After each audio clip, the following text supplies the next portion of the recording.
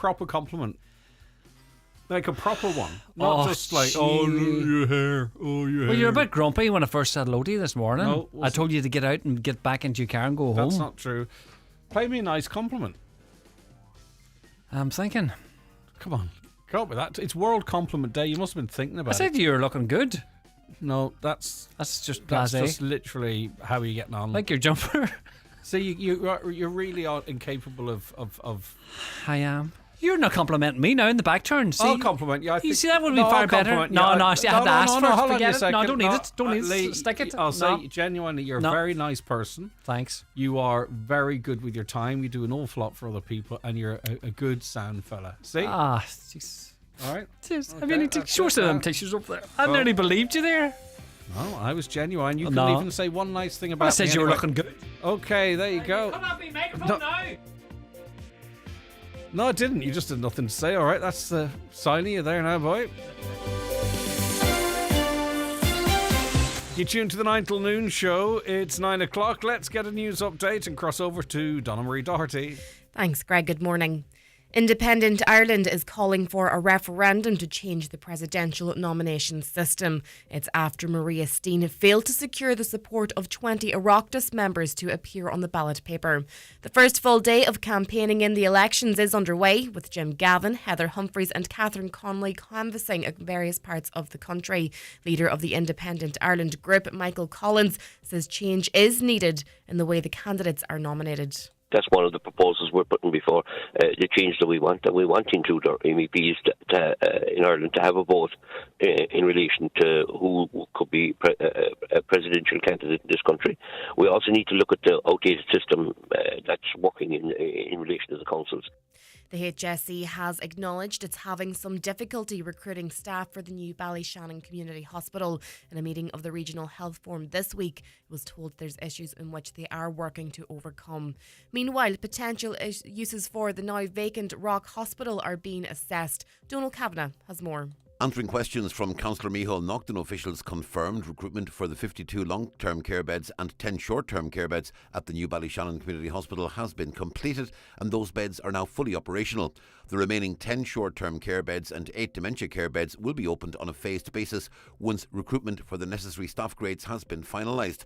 However, they say challenges remain in filling certain posts, particularly in nursing, nurse management and multitask attendant roles. They say the HSE is actively prioritising resources and exploring all available avenues to progress recruitment.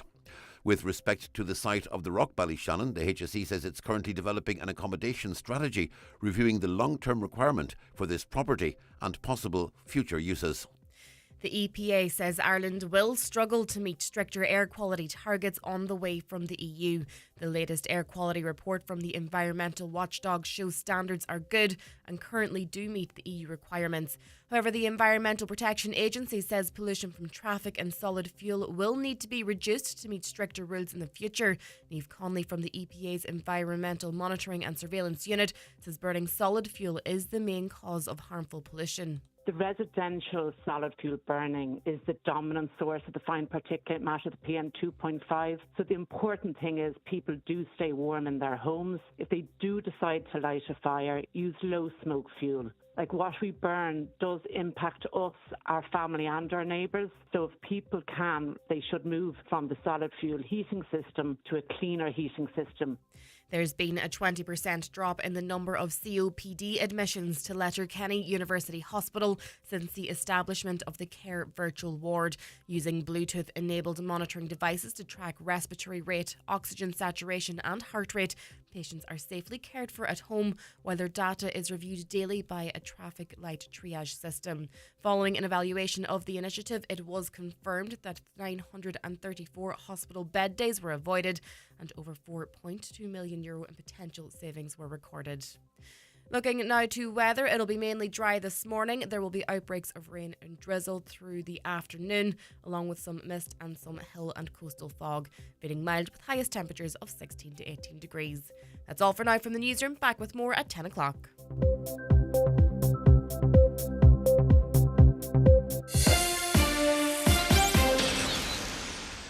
At Centra. We're bringing a little Naples to Navan, a little Milan to Monkstown, and a little Rome to Rosslare with our Italian event. With great offers like Barilla Sauce Selected Range $2.50 each, Lore Instant Coffee 150 gram range €7 each, plus Peroni and Moretti 12 bottle packs €16 each. Centra. Live every day. Enjoy alcohol sensibly. The county's #1 talk show, The 9 till Noon Show on Highland Radio. And now, it's time for the talk of the Northwest. The 9 to Noon Show with Greg Hughes on Highland Radio. Hello and a very good morning to you. 4 minutes past 9 on this Thursday, the 25th of September 2025. And looking out there, you're all looking wild well, aren't you? It is National Compliments Day. We'll be recognising that a little bit later on in the show. We've got loads coming up for you, actually, by the way.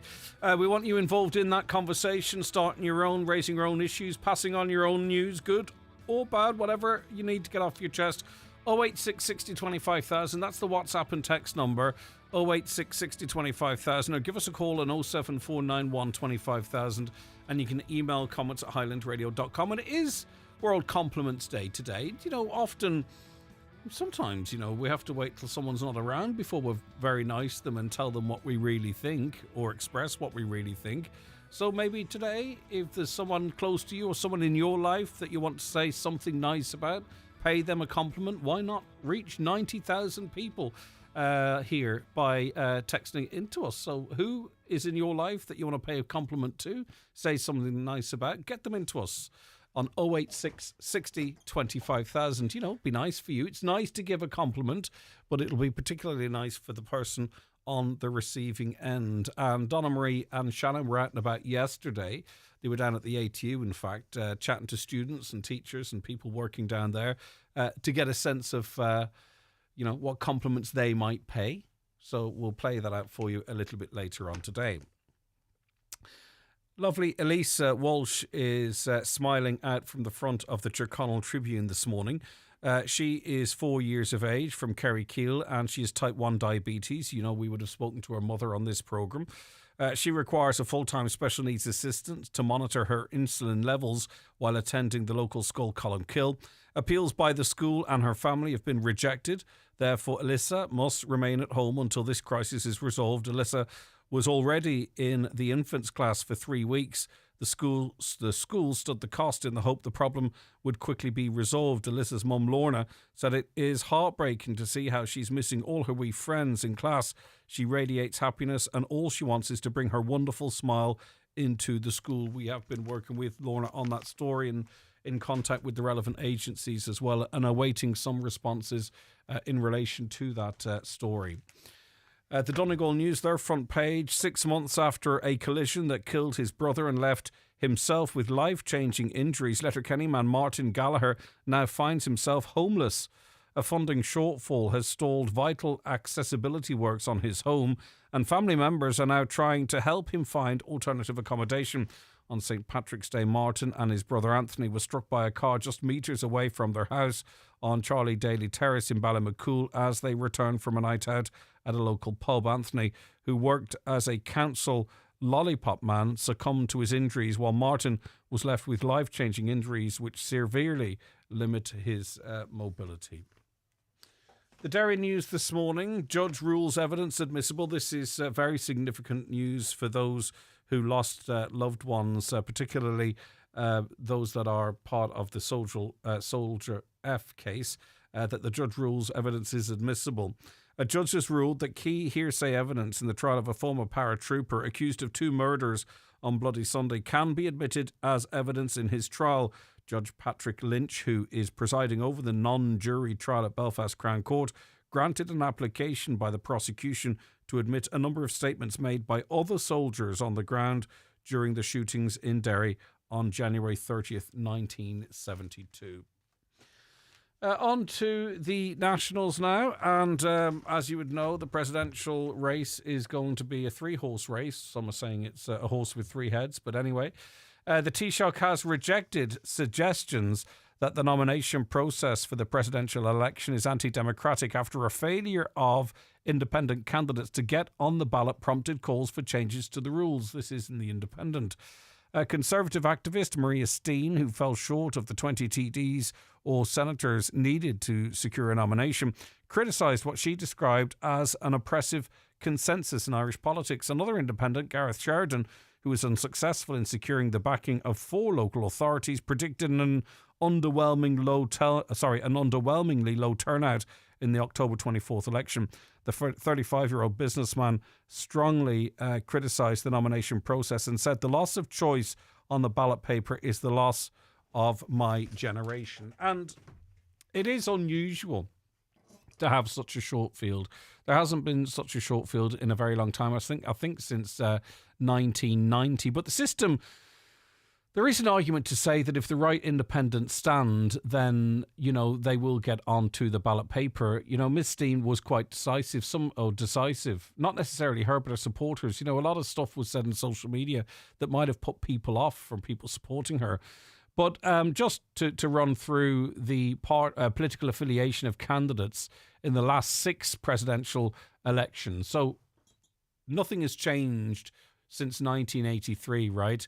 But it's just to give you an insight as to the affiliation of candidates.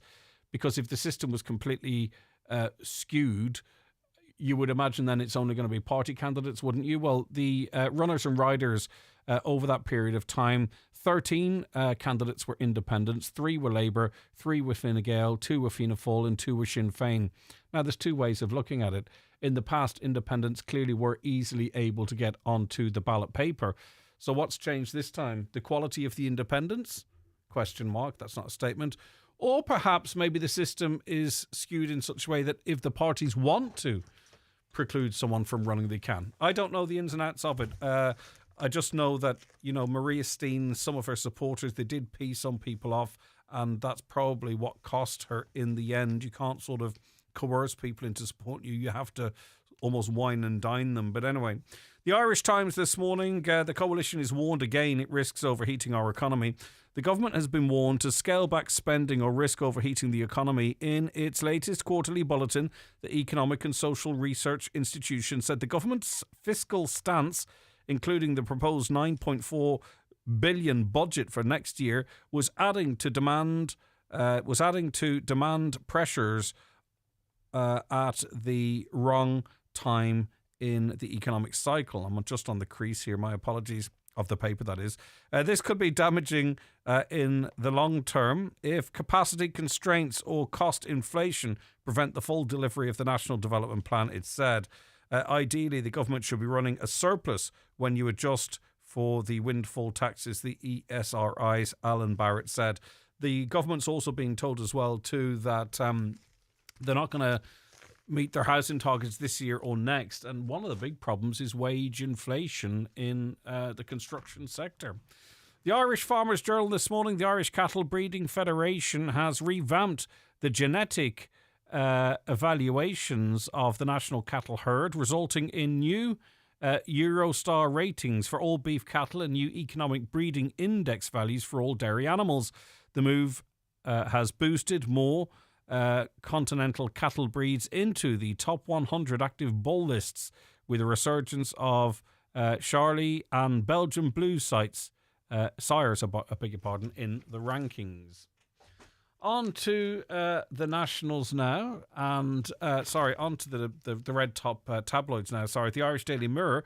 Relatives in Daniel Arabuso's mother, or relatives of Daniel Arabuso's mother, have now reached out to her in the wake of the shocking discovery that the 3-year-old child's death was never reported to authorities. The family's move comes amid mounting outrage after it emerged Daniel's remains were secretly buried in marshy wasteland around 4 kilometres from the gallery apartment in Donabate where he lived with his parents. Partial skeletal remains believed to be Daniel's were discovered on the land following a near 3-week search by Gardaí last Wednesday. And there's you have to be careful, I suppose, how you talk about it. But I mean, you know, I hope there is justice for Daniel. It's the way this case has been handled. God forbid if I... How do I phrase it? At the end of the day, this child's life was cut short. he never received a proper burial. He was never even recognised as being alive because his death wasn't reported, if you get where I'm coming from. And he was left in this space alone. And I just hope that whatever is going on, that there is justice for him. But it's a strange case, the way it's being reported and dealt with.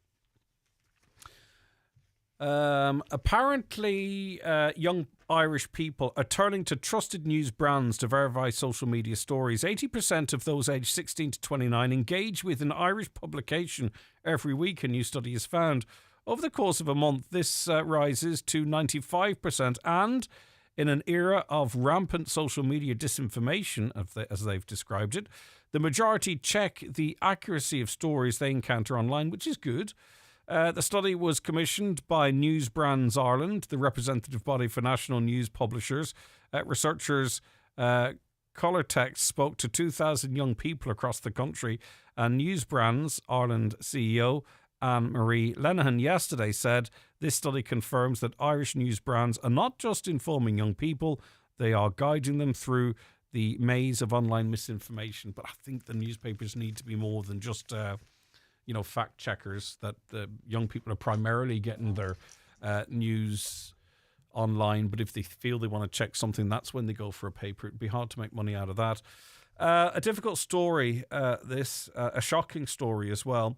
And it's in the Irish Daily Mail. A grandfather, wait till you hear this, a grandfather who died on a holiday pirate ship trip in Turkey was allegedly covered with a towel by operators who then hosted a foam party on board. Peter Colville, who's 60, was on holiday in Alanya with 10 family members, including his children and grandchildren. They'd all set sail on the Legend Big Kral, a luxury pirate boat, alongside about 600 other guests on July 27th. The €250 experience included entertainment, DJs, snorkeling and a foam party.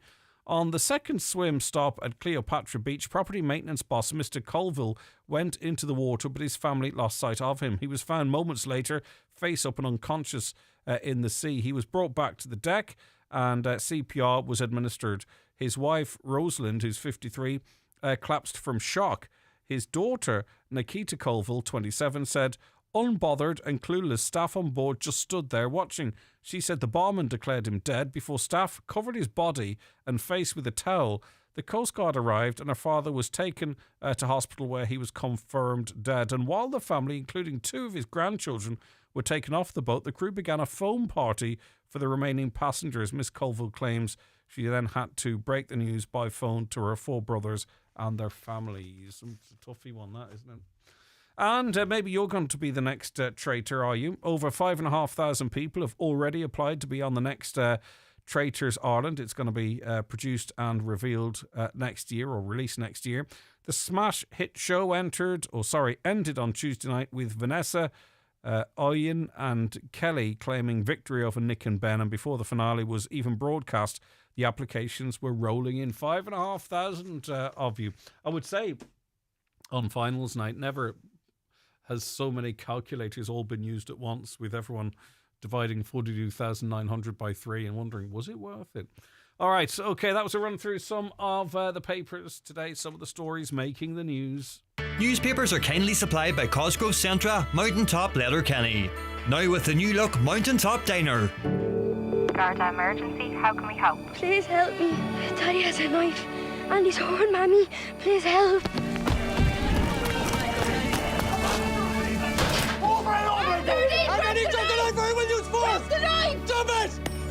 An armed incident is usually over in seconds, but the people we help, that stays with us forever. It reminds us that it's a tough job, but it's a job worth doing. Join on Garda Síochána today. You can apply now at publicjobs.ie. Thunder Rolls, Garth Brooks tribute live at the Villa Rose Hotel on Saturday, October 11th. All Garth's biggest hits, Friends in Low Places, The Thunder Rolls, The Dance, Beaches of Cheyenne, Unanswered Prayers and more in a spectacular 2-hour live band tribute. Tickets €25. Visit villarose.ie and let the thunder roll. Foy's biggest ever end of summer sale is now on, so don't miss out. Whether it's a statement sofa or a full dining room set, our expert team will help you choose the perfect pieces. Order now during the sale at Foy's in Ballybuffet or Letterkenny to guarantee Christmas delivery.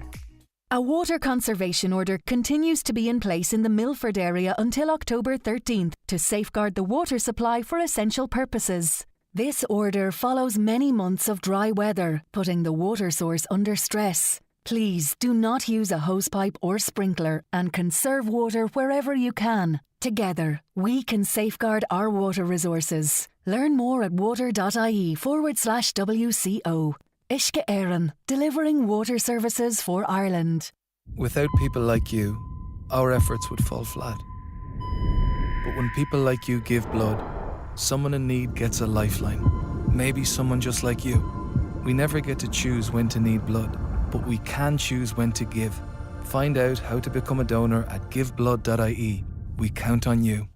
Highland Radio Time Checks brought to you by EirGrid, the operator and developer of Ireland's electricity grid. EirGrid, powering up communities, powering up Ireland. The time is? The time is 19 minutes past 9 on this Thursday morning. Some of your comments coming in. Good morning, Greg. I start work in Derry every morning at 5:30 a.m. While I drive the Buncrana to Derry Road and meet a group of cyclists.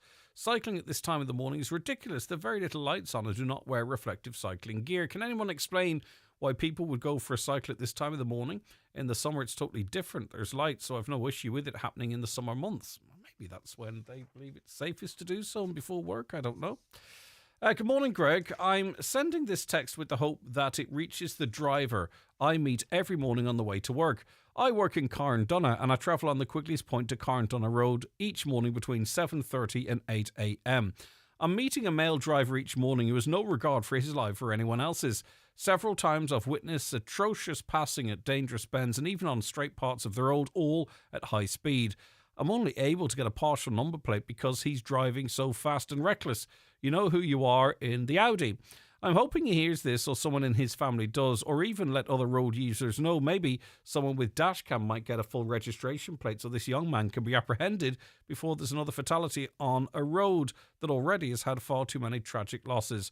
I want to head to work each morning and be able to get home safe to my family without having the fear of meeting this driver coming on my side of the road. Good morning, Greg. I stand to be corrected. Wasn't the PLO stood down and everyone was happy and replaced by Hamas? There will always be the gun in Palestinian politics while they are being terrorised by Israel. Thanks, Danny. Let me see some others here. Some reaction to the presidential campaign. The government parties have shown the true colours, says the listener. They are terrified of Maria because she's an articulate, intelligent, beautiful lady. She will not be able to change any laws and has said so, but she might highlight all that's going on in the country. Yeah, I mean, at the end of the day, though, there are enough independents out there on councils or in the Shannon or in the Dáil that if she had got across the message or her message or the independents agreed with her, she could have got on the ballot, but it is what it is. As a parent, we were asked to sign a form to allow our child teach the sex education at the time. We said no in the form. The next thing we know is the school putting pressure on us to rethink. Then social workers calling to the door. Wow, okay, that's on the new curriculum. Another on the new primary school curriculum. This new circular may have been developed over the last 8 years, but the lobbies may not have changed. Yeah, there's another thing that came into it was a form that was given to 5th class students. I'm not sure if I have it here. It was there for a couple of days, but I just didn't get to it.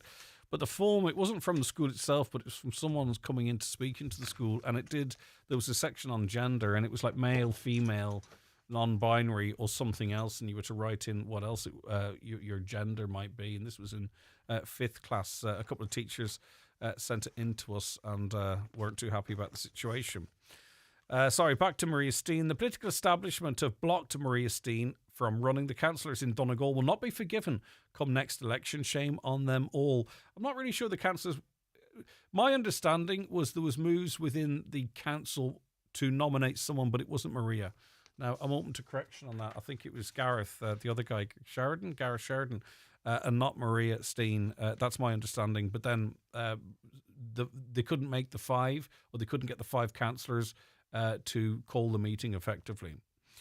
I think, says another listener, I think that it's a poor reflection on Donegal County Council that they couldn't get a group of 5 councillors to come together to get someone on the ballot for the presidential election. It's too bad that 5 of our 37 councillors couldn't come together to back up standing candidates such as Maria Steen. It's bad for Donegal and Maria Steen. She didn't get the nomination. Yeah, well, as I say, I don't think it was for her that they were trying to get the numbers together. Another government afraid of Maria Steen in an election as she'll pull in the large number of voters that voted against abortion. Yeah, but the campaign hadn't really started yet. The one thing actually I will say about the campaign, and this is not against any particular candidate of the 3, but please put your posters up higher.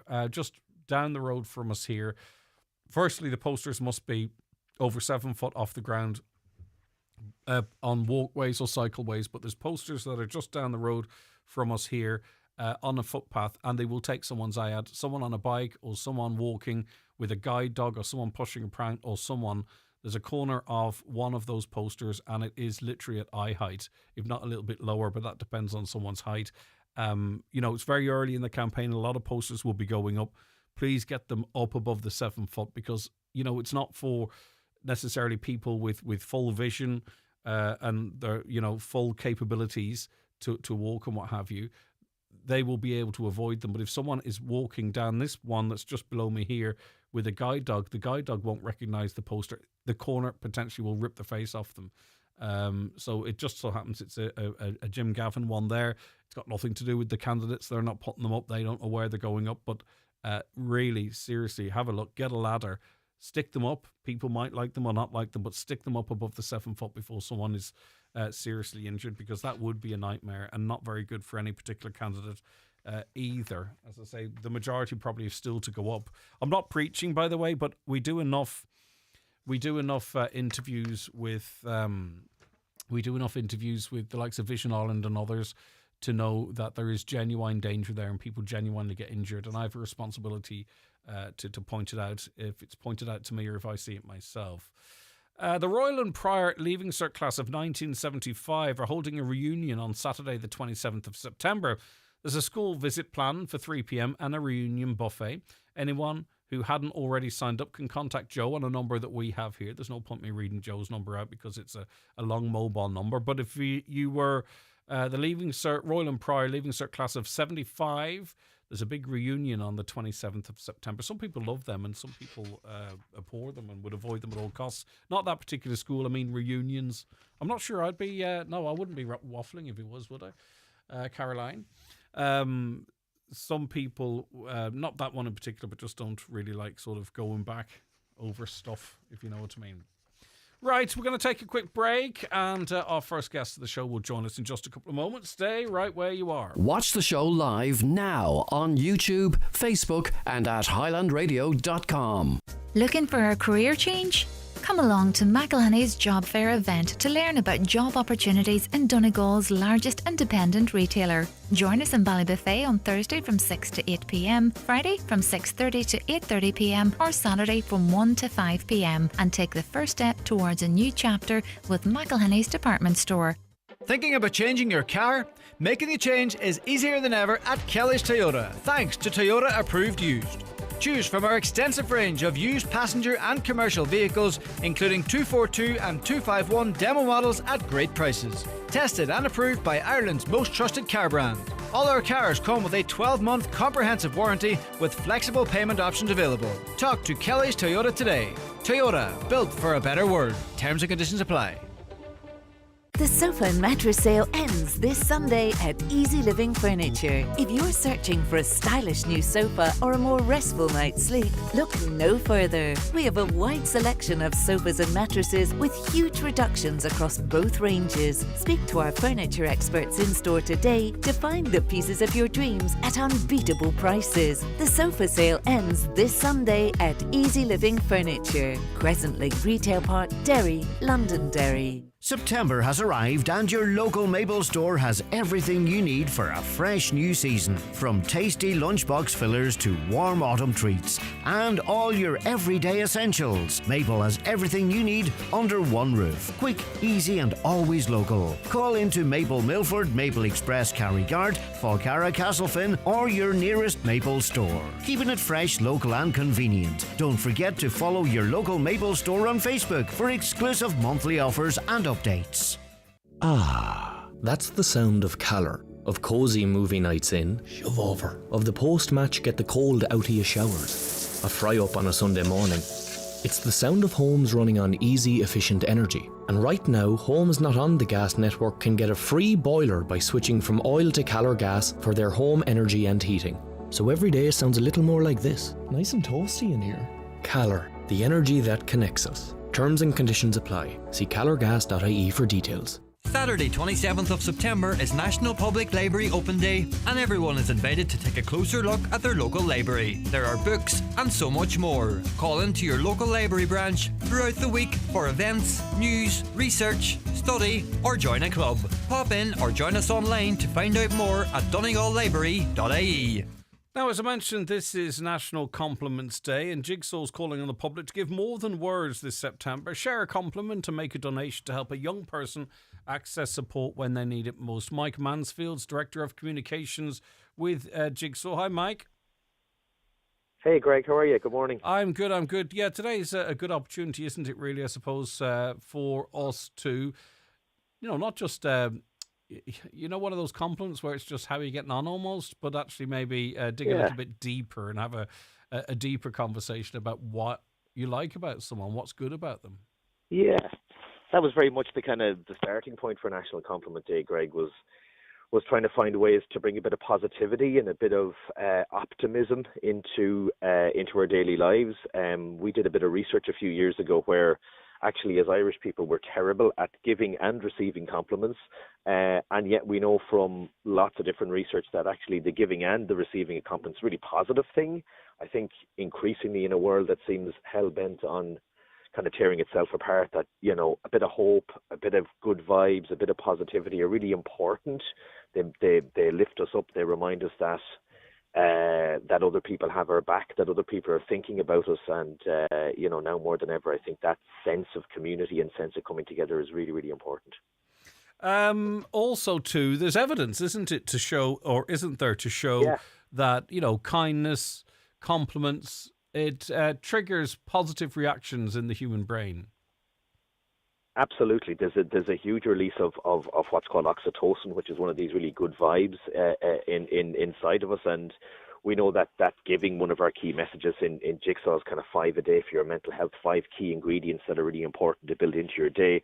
And one of them is around giving, and that's the giving of, the giving of your time, the giving of a compliment, a kind word, donating, etc. And there's a huge lift, there's a huge positivity that's associated with that. So it's a real mutual benefit. And again, when we were developing the National Compliment Day campaign a number of years ago, we're now in our 3rd year. Yes, first and foremost, it's a fundraiser. It's our National Flag Day to try to raise money to keep our doors open across the country. But more than that, it's just an opportunity for us to try and share a bit of love and share a bit of a few kind words to try and lift people during what can be tough times. Because you never know, that kind word could be the first kind word that person received in a very long time. So yeah, and I think kindness, compliments live in a space of community as well. Checking in on a neighbour, ringing someone up. How are you getting on? Do you fancy coming around for something to eat if they live alone? Or can I bring you around something to eat? Do you know what I mean? Like acts of kindness, compliments, all that kind of lives in the same space, I think. And it's really easy. I mean, sometimes a lot of things that we get asked to do can be difficult, but actually a kind word or a smile is really easy. It's that old Irish idea of that mehel where communities come together to support each other, keep an eye on each other. We would have seen a lot of this during the COVID years where there was, for lots of people, obviously a huge collective unsettlement around that. But there was a real coming together in communities and, as you say, dropping in, checking in on somebody, just making sure they're okay. And it's simple and it's easy, but it can be hugely powerful for both the giver and the receiver. Jigsaw obviously always has to use every opportunity to try and raise awareness and to raise funds to keep doing the work that it's doing. That's right. As a colleague of mine was saying to me, kind words, unfortunately, don't put it in the parsnips, do they? They don't put it in the pot. And look at Jigsaw as a charity that absolutely relies on the public, on businesses, on everybody to kind of keep our doors open. So National Compliment Day is a number of things, but first and foremost, it is an opportunity for us to try and raise awareness of our need to raise some money. People can do so by visiting jigsaw.ie/give. They can also do so by running a coffee morning over the month of October. We have Coffee and Compliments, which is a really good opportunity for staff in a school, workers in a business, club members, just to come together, sign up, and we give you loads of free coffee and lots of different bits and bobs to try and help you raise some really kind of vital funds for us. It costs a lot to provide the free therapy that we do across the country, and the work we do in schools, and the work we do across communities, and our reliance on the public is really needed now more than ever. All right, good stuff, Mike. Thanks for that. Fair play to you. Mike Mansfield, Director of Communications with Jigsaw. Anthony Kearney, good morning. Morning. How are you getting on, my friend? Geez, not too good, hey, to be honest. What's wrong with you? I was up, I came in from work there yesterday, and I had to put a drive shaft in the Mark 1 Octavia, hey, and I was half the night at her, hey, and I had to get up for work then in the morning. I don't know, I'm a bit tired now today, now. Oh, my. What did you put the drive shaft into? That Mark 1 Octavia, you wouldn't know anyone scrapping ones or anything, hey. It's a bit of a handling now. Jeez, Octavias, they're popular. You'd find just look behind the ditch, you'll see one there, Anthony. I suppose, probably right there, Don't be tight now. Buy a new one. No, not at all, hey. Hey. Geez, hey, it's hard to get the time, Greg. It is. Come here. I think you either A, want to take the hand off, or B, compliment Martin. Go on. I'll see how far you can get on with this. Jesus Christ, I like you, Martin. Big compliment there now. Hey, my boss. I couldn't ask for a better boss now. Fair play to him, hey. All right. Wouldn't be the worst now. All right. I better go here, right? Yeah, go on. Good luck. Look after yourself. That's... I'm told Anthony Kearney, but we'll see. Right, so Donna Marie Doherty and Shannon Wilkins, two fine young ladies that work here. They went to the ATU in Letterkenny to celebrate National Compliment Day. So let's hear what went down, and if you're watching, you can get to see what's happening as well. It's National Compliment Day here in Letterkenny, so myself and Shannon went down to the ATU to go fishing for some compliments. So I would like to give my very handsome, good-looking, and honest cousin Wisdom a compliment. And the best compliment I've ever received is, I like your dresses, that's all. Great. What's your name? Joe Oliveira. And Joe, what compliment do you want to give out? I want to compliment my dad. I want to tell him he's the best cook I've ever met, and he makes spaghetti and meatballs really well. And is there any compliments that you've received that can live up to the compliment that you give your dad? I got told I'm a very good dancer today, which I appreciated. They said I was very good at doing the jellyfish. I like that. You trying to put your money where your mouth is? Right now? Yeah. Hold on. 1 second. Hands up for Joe! Thank you. Nicole. And you're from? Longford. Oh, class. And tell me, what compliment would you like to give someone today? You're very creative, hopefully. Very good. And what's the best compliment you've ever received? I have nice eyes.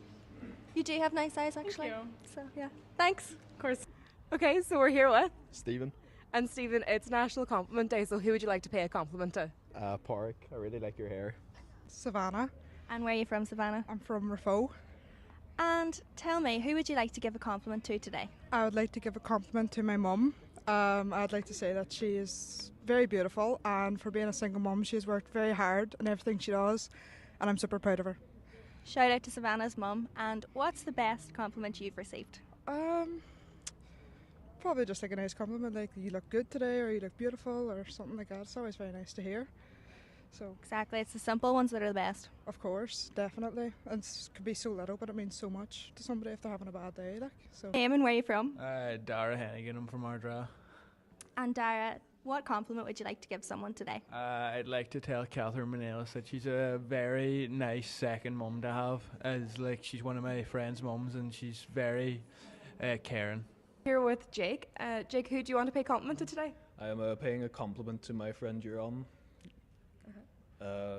My compliment is that he is very good at pool and is currently beating me pretty badly. Do you come into the game room often? Not very often. Well, I don't often, but he does quite a bit, I think. But, yeah. Got loads of practice then? I don't know how much practice he has, but he's definitely way better than me anyway. Great. Kathleen Harrison. And Kathleen, what do you do here at the ATU? I'm a PT instructor and I'm also a look after the sports centre supervisor here. Very good. And it's National Compliment Day today, so is there anybody that you want to thank or give a wee compliment to? I would like to give to my other supervisor, David Getchin, who helped me to get to know the ropes, as the man say, to get to know what I have to do, you know. Perfect. And has anyone ever given you a really nice compliment? I would say a lot of students probably have, yes, but I'm not going to name any of them out because some of them I won't remember, but most of the students do. What would you say to you? Thanks very much. Evie, it's National Compliment Day. Is there anybody you'd like to give a shout out or a compliment to? My brother, Ryan O'Neill. He's the best footballer in Armagh and one of the best in the country. Was he on the team 2 years ago by chance? Yeah.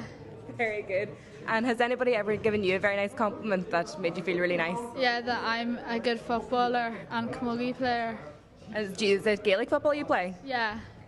And what position are you in? I'm midfield. Oh wow, very fast. Yeah, but like I can play anywhere, but I don't like playing in goals. You can get pelted with it in goals. Yeah. I'm here with Jack McCarter, who's very famous on campus. Yeah, hey, nice to meet you. Nice to meet you. And I'm here with Aaron Donovan. Good. And you are going to pay some compliments today. Jack, you first. Aaron, you're a nice looking fella. Yeah. He's a nice guy, you sound like it's good to talk to. We like having him in my class. Nice. Very nice. Where'd you get that? Where'd you get what? That little exercise in here. Okay, so we're here with Tristan, Connell, Philip. And Tristan, who would you like to give a compliment to today? I'll give a compliment to my good friend Connell here. I think he has very nice, long, luscious hair. Connell, who would you like to pay a compliment to? I would like to pay a compliment to the girl I walked up to randomly and thought she was someone else. She had very nice makeup. And did she return the favour? She said, no, she did not. And who would you like to pay a compliment to? I'd like to give a compliment to my friend Tristan here. And I'd like to compliment his nice, lovely white hoodie. Oh, very nice. Are you going to go see them? Have you got tickets? Not yet. Oh, sorry, hang on. I really want to, but I haven't got the tickets yet. Have you heard the new track yet? No, I haven't. So we've had a successful day of recording here at the ATU, and finally I'm going to play our own Donna Marie Doherty a compliment. So I like the fact that Donna Marie is very kind in every situation. Well, Shannon, you have to say you have a lovely singing voice, and Shannon has taught everybody in the office a little bit of Gaelic. Donna Marie is also a great singer. So if you've got any more compliments, send them on 086 60 20 5000. Thank you. All right, let's see what you can do in terms of compliments. 086 60 25,000 or give us a call on 07491 25,000. Right, okay. A caller says they could have a problem with this. I'll be voting Maria Steen in the election. I'm asking others to consider the same. Well, you won't, because she ain't running. Another asks, where's that poster till I get a claim in? Well, it's not far from here. A caller says, Greg, please don't insult people's intelligence, stating that the ministers in the Shannon and well, they're not ministers, they're senators. The senators in the Shannon and county councillors will hold the government account for certain decisions. I don't know, I didn't say that. They're all on the gravy train and definitely won't bite the hand that feeds them. How many are calling for McEntee's head after the atrocious new curriculum going to be put to small children? Disgusting.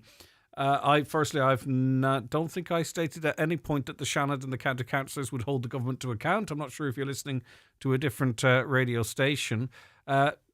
Please check out the curriculum and just make sure that you're not being fed worst case scenarios and old information. I'm not in any way defending it. Just want to make sure that you know what's actually being said in it. Greg, you're right about the height of the posters. I was out walking this morning and it was the first thing I noticed. No need. It's bad PR. If you want to ruin the chances of your candidate getting elected. Stick the posters eye height. Do you know what I mean? It's silly. Look, folks, says the listener, if Steen and her 20k handbag, it's a lovely handbag though, and it is €22,000. I couldn't help but check it out, unless it's a knockoff, which I'm sure it's not. Have you seen her house? My word. But anyway, looks, folks, if Maria Steen and her 20k handbag wanted to run seriously, she wouldn't have been swooning the votes she needed sooner. She would have. We have too many independents in this country. She's a waster, out to waste our time, says a listener. Well, I wouldn't say she's a waster. She's got an ideology and she thinks she can get it out there and share it. But it's not to be. And as I say, I think maybe there could have been a better PR exercise in, massaging the egos of some of the senators and councillors to get her over the line. But it didn't happen. So there you are. Your wedding day deserves a setting as breathtaking as your love story.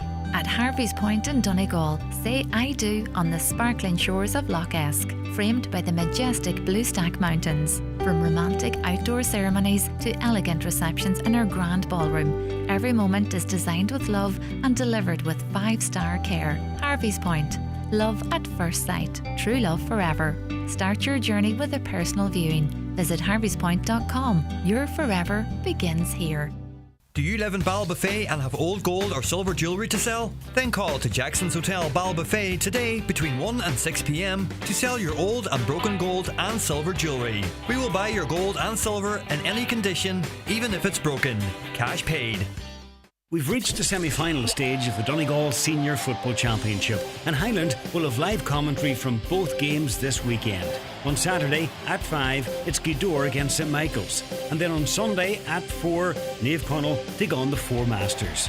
Both games are at O'Donnell Park, and you can follow all the action live here on Highland Radio. Coverage of Donegal Senior Championship action is with Highland Motors in Letterkenny. Experienced, reliable and trusted throughout the Northwest for over 25 years. Highland Motors, where customers' needs always come first.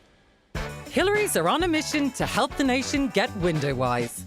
Get up to 40% off selected styles right now in our super sale, including up to 40% off our super stylish shutters. Plus, there's free thermal lining on our favourite Roman blinds and curtains. And grab an extra 10% off everything from now until the 29th of September. Don't forget, with Hillary's, expert measuring and fitting is always included. Book your free in-home appointment today at hillarys.ie.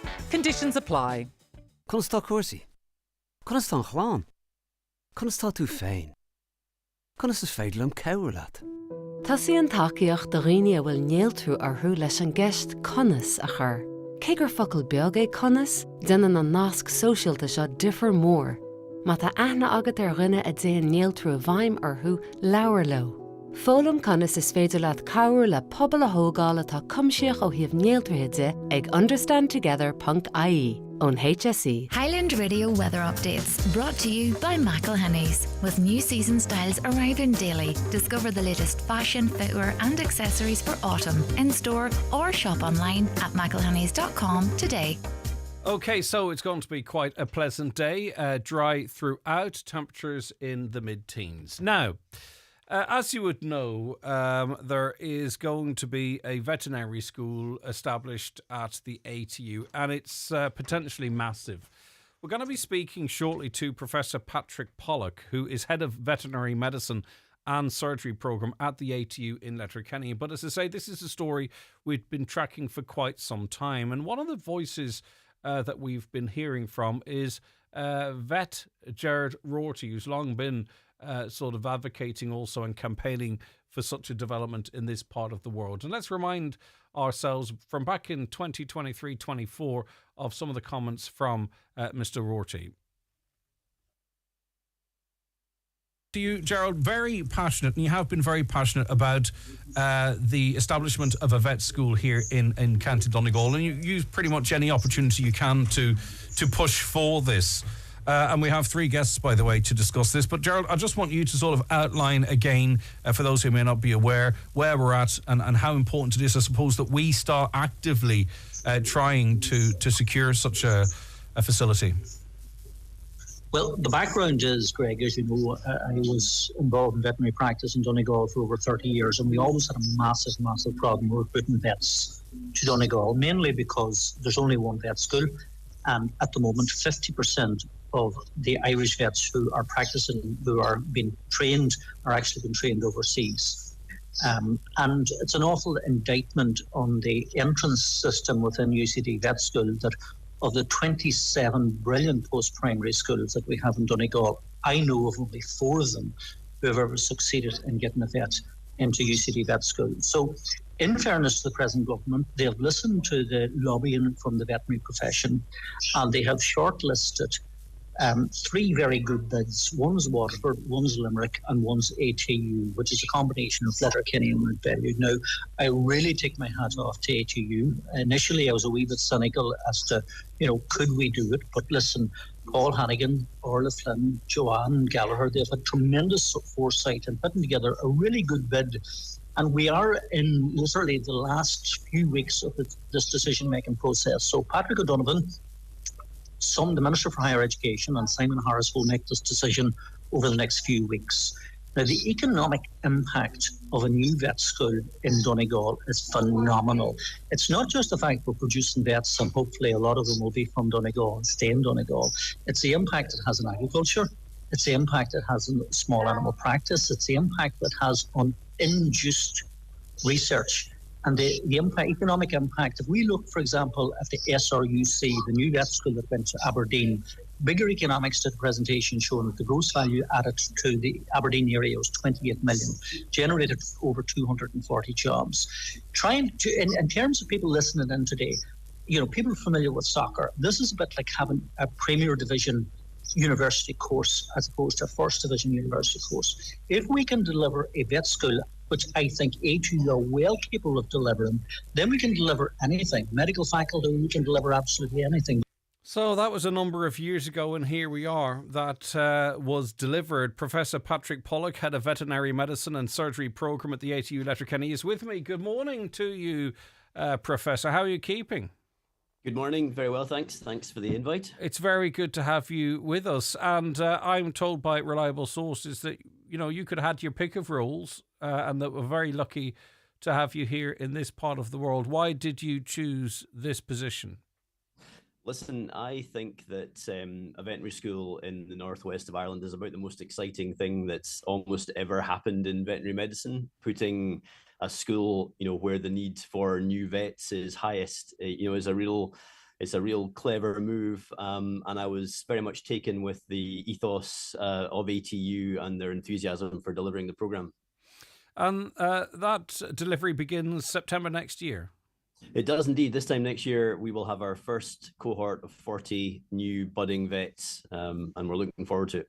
How much preparation or infrastructure has to go in between now and then?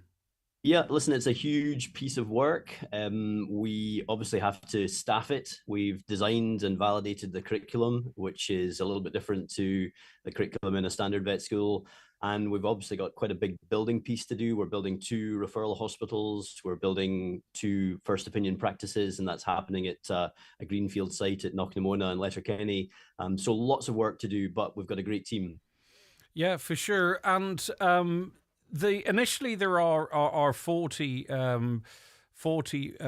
places and applications open via the CAO, or will, on the 5th of November. That's the details I have in front of me. I think that's correct, isn't it? Yep. Mm-hmm. Do you believe there'll be a greater interest in the 40? I do think there will be. We were at the ploughing championships last week and we spoke to a lot of people. I think we could fill this course several times over. You'll be aware that our colleagues in the southeast at SETU are also launching a program. They have 40 places. And we know from the stats that nearly 300 children from Ireland are going overseas, or looking to go overseas to Eastern Europe, Warsaw and Budapest every year to study veterinary medicine. So there's plenty of need.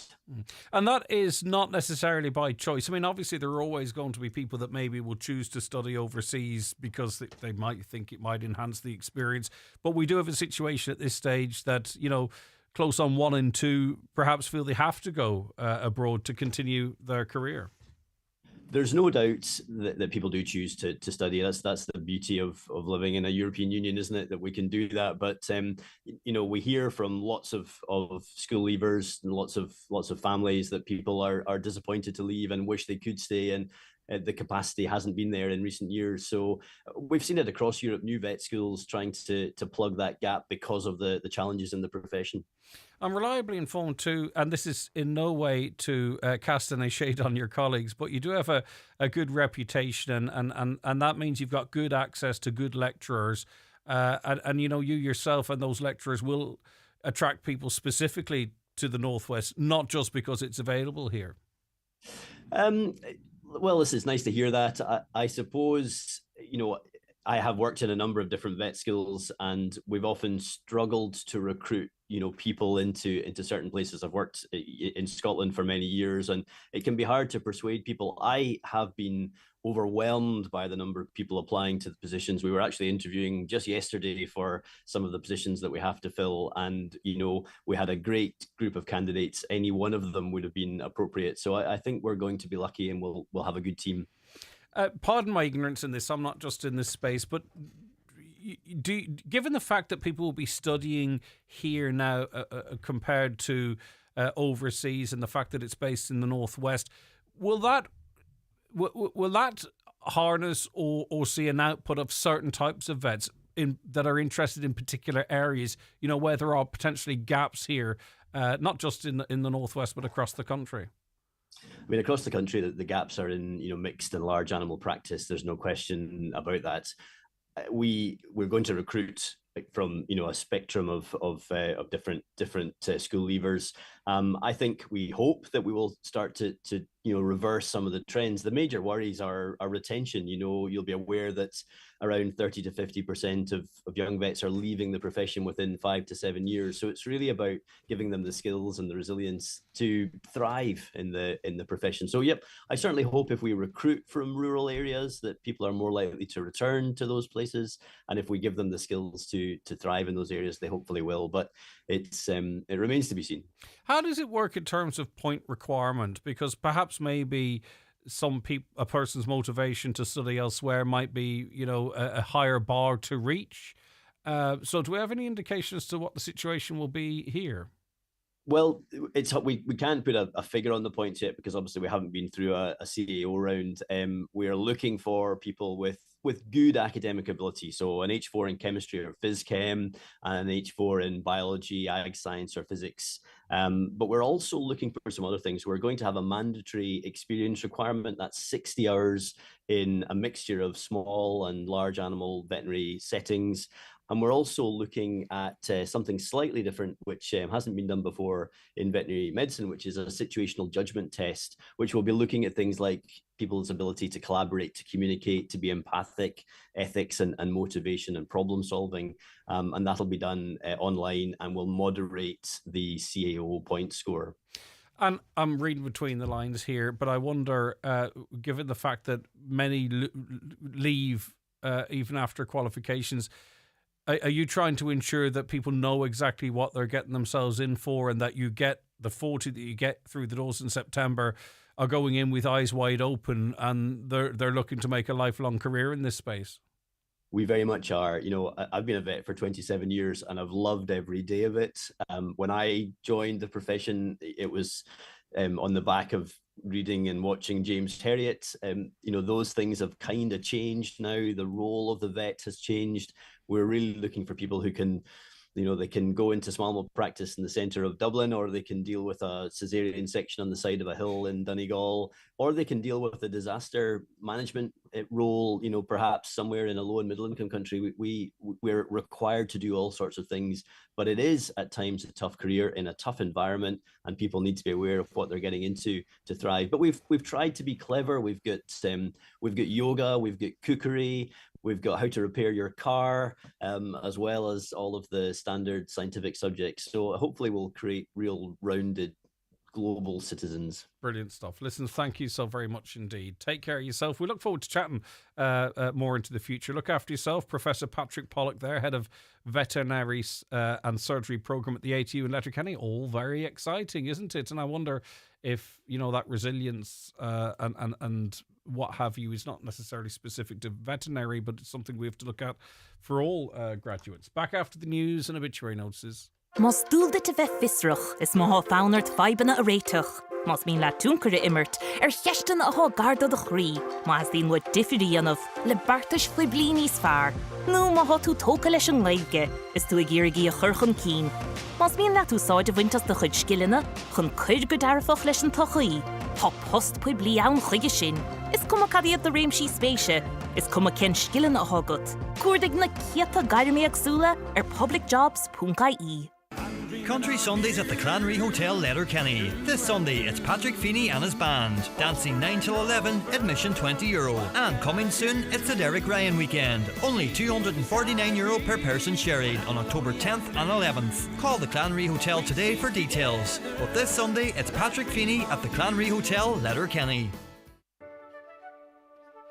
From home and car to farm, commercial and public liability, at Hickey Clark and Langan, they've got you covered for insurance. They shop around all the leading insurers to make sure you get a great deal. If you're looking for a competitive quote, it's easier than you think. Call 91-26688 or call into the office at Ballymacool, Letterkenny. Hickey Clark and Langan, the local name you can trust, is regulated by the Central Bank of Ireland. It's the 2025 World Chip Sizzle Freestyle Contest, and Charlie's Chips are in the lead again. They're coming up to the finishing pan, and Charlie's Chips are the 2025 World Champions. Sourced locally, hand-cut and freshly cooked. Served with mouth-watering burgers, fresh battered fish or delicious chicken. Open Tuesday to Saturday 12 to 8 and every Friday for breakfast from 9. Take away or sit in. When the hunger hits, pull into Charlie's on Pierce Road, Letterkenny. Get the job done with the right equipment delivered direct from Watson Hire in Letterkenny. Free delivery on all equipment has been extended to the Finn Valley area, including Ballybuffet, Stranorlar, Castlefin and Killygordon. With great daily and weekend deals available, call Watson Hire, Lisnen in Letterkenny on 9167777. See Facebook or visit watsonhire.ie. When the time comes, the last thing you want is for your family to worry about funeral costs. That's why On Post Insurance offers funeral insurance for those aged 50 to 75. A simple way to help ease the burden for the people you care about most. Take a moment today to plan ahead. Call 0818 222222 or visit onpostinsurance.ie. Acceptance criteria, terms and conditions apply. One Direct Ireland Limited, trading as On Post Insurance, is regulated by the Central Bank of Ireland. One Direct Ireland Limited is a wholly owned subsidiary of On Post. Funeral insurance is underwritten and provided by New Ireland Assurance Company plc. On Post Insurance is a tied agent of New Ireland Assurance Company plc for life assurance business. Live, on air, online and on the Highland Radio app. This is Highland Radio News. Good morning, it's 10 o'clock. Donald Kavanagh at the news desk. The Environmental Protection Agency says Ireland will struggle to meet stricter air quality targets on the way from the EU. The latest air quality report from the environmental watchdog shows standards are good and currently meet EU requirements. However, the EPA says pollution from traffic and solid fuel will need to be reduced in order to meet stricter rules in the future. Targets were exceeded in Letterkenny on 4 days last year, once in January, once in February and twice in November. There were no exceedances recorded at Malin Head. Niamh Connolly from the EPA's Environmental Monitoring and Surveillance Unit says burning solid fuel is the main cause of harmful pollution. The residential solid fuel burning is the dominant source of the fine particulate matter, the PM2.5. So the important thing is people do stay warm in their homes. If they do decide to light a fire, use low smoke fuel. Like what we burn does impact us, our family and our neighbours. So if people can, they should move from the solid fuel heating system to a cleaner heating system. Independent Ireland is calling for a referendum to change the presidential nomination system. It's after Maria Steen failed to secure the support of 20 Oireachtas members to appear on the ballot paper. The first full day of campaigning in the election is underway today, with Jim Gavin, Heather Humphreys and Catherine Connolly canvassing in various parts of the country. Leader of Independent Ireland, Michael Collins, says change is needed in the way that candidates are nominated. That's one of the proposals we're putting before the change that we want. That we want to include our MEPs in Ireland to have a vote in relation to who could be a presidential candidate in this country. We also need to look at the outdated system that's working in relation to the councils. The Minister for Rural and Community Development and the Gaeltacht will visit Letterkenny this evening. Minister Dara Cleary will officially open the newly extended and refurbished Jim Lynch Community Building at the Community Centre on Pearse Road. He paid tribute this morning to the former town councillor. And I'm delighted that Jim Lynch is being recognised for his service, not just to the community of Letterkenny and to the town of Letterkenny, but in particular to Letterkenny Community Centre. He was so much part of it. And I think it's fitting that we pay tribute to him this evening, and I'm very much looking forward to meeting Jim's family. There's been a 20% drop in the number of COPD admissions to Letterkenny University Hospital since the establishment of the Care Virtual Ward. Using Bluetooth-enabled monitoring devices to track respiratory rates, oxygen saturation and heart rates, patients are safely cared for at home while their data is reviewed daily via a traffic light triage system. This enables early intervention when signs of deterioration appear and provides a step-down option after a hospital discharge that reduces admissions. Repairs to a burst water main may cause supply disruptions to Annagry, Bunamain and surrounding areas today. Ishke Aaron says the works should be complete by 2 o'clock this afternoon. It could take 2 to 4 hours after the estimation restoration time for supplies to fully return. And the HSC has acknowledged it's having some difficulty recruiting staff for the new Ballyshannon Community Hospital. A meeting of the Regional Health Forum this week was told there are issues which they're working to overcome. Meanwhile, potential uses for the now vacant Rock Hospital are being assessed. With more, here's Donna Marie Doherty. Answering questions from Councillor Micheál Naughton, officials confirmed recruitment for the 52 long-term care beds and 10 short-term care beds at the Ballyshannon Community Hospital has been completed, and these beds are now fully operational. The remaining 10 short-term care beds and 8 dementia care beds will be opened on a phased basis once recruitment for the necessary staff grades have been finalised. However, they say challenges remain in filling certain posts, particularly in nursing, nurse management and multitask attendant roles. They say the HSC is actively prioritising resources and exploring all available avenues to progress recruitment. With respect to the site of the Rock Ballyshannon, the HSC says it's currently developing an accommodation strategy, reviewing the long-term requirement for this property and possible future uses. Weather forecast mainly dry this morning, but outbreaks of rain and drizzle will move northward through the afternoon, along with some mist and hill and coastal fog. Feeling mild with top temperatures 16 to 18 degrees Celsius. Breezy for a time this morning, and again it'll be breezy later on. And that's Highland Radio News. We're back with news headlines at 11 o'clock. Check all the day's news on highlandradio.com. But for now, from the news team, good morning. The obituary notices this Thursday morning, September 25th. The death has occurred of Una Agnes Smith, née McLaughlin, Troy Park, Derry, and formerly of McGinn Avenue, Buncrana. Una's remains will be reposing at Murphy's Funeral Home, Tubin, Burnfoot this evening from 6 p.m. until 9 p.m. Removal from there tomorrow morning at 10:15 to St Mary's Church, Cockhill, for Requiem Mass at 11 o'clock, followed by interment in the adjoining graveyard. The Requiem Mass can be viewed on churchservices.tv. Family flowers only, please. Donations in lieu, if desired, to the Alzheimer's Society of Ireland, care of any family member or Sean Murphy, funeral director. The death has taken place at her home of Evelyn Ruddy, Kindroy Head, Glenealy. Funeral from there on Saturday at 9:20 for 10 o'clock Requiem Mass in St Mary's Church, Bocken, followed by interment in the adjoining cemetery. Requiem Mass can be viewed live on kildaffparish.com. Family flowers only, please. Donations in lieu, if desired, to Ard Avon Dementia Unit, Carndonagh Community Hospital, care of any family member or Eamon McLaughlin, funeral director. The death has taken place of Patricia Patsy Brennan, née Barron, 325 Connyborough Road, Lifford, formerly of Ballyshannon and Athlone. Funeral leaving her home this morning at 11 o'clock for Requiem Mass in St Patrick's Church, Murlog, Lifford at 11:30. Interment afterwards in the adjoining cemetery. Donations in lieu of flowers, please, to the Donegal Hospice, care of Quigley Funeral Directors. No wake at the house is strictly private. The Requiem Mass can be viewed live via the parish webcam. For family information and more details regarding wakes and funerals, please go to highlandradio.com.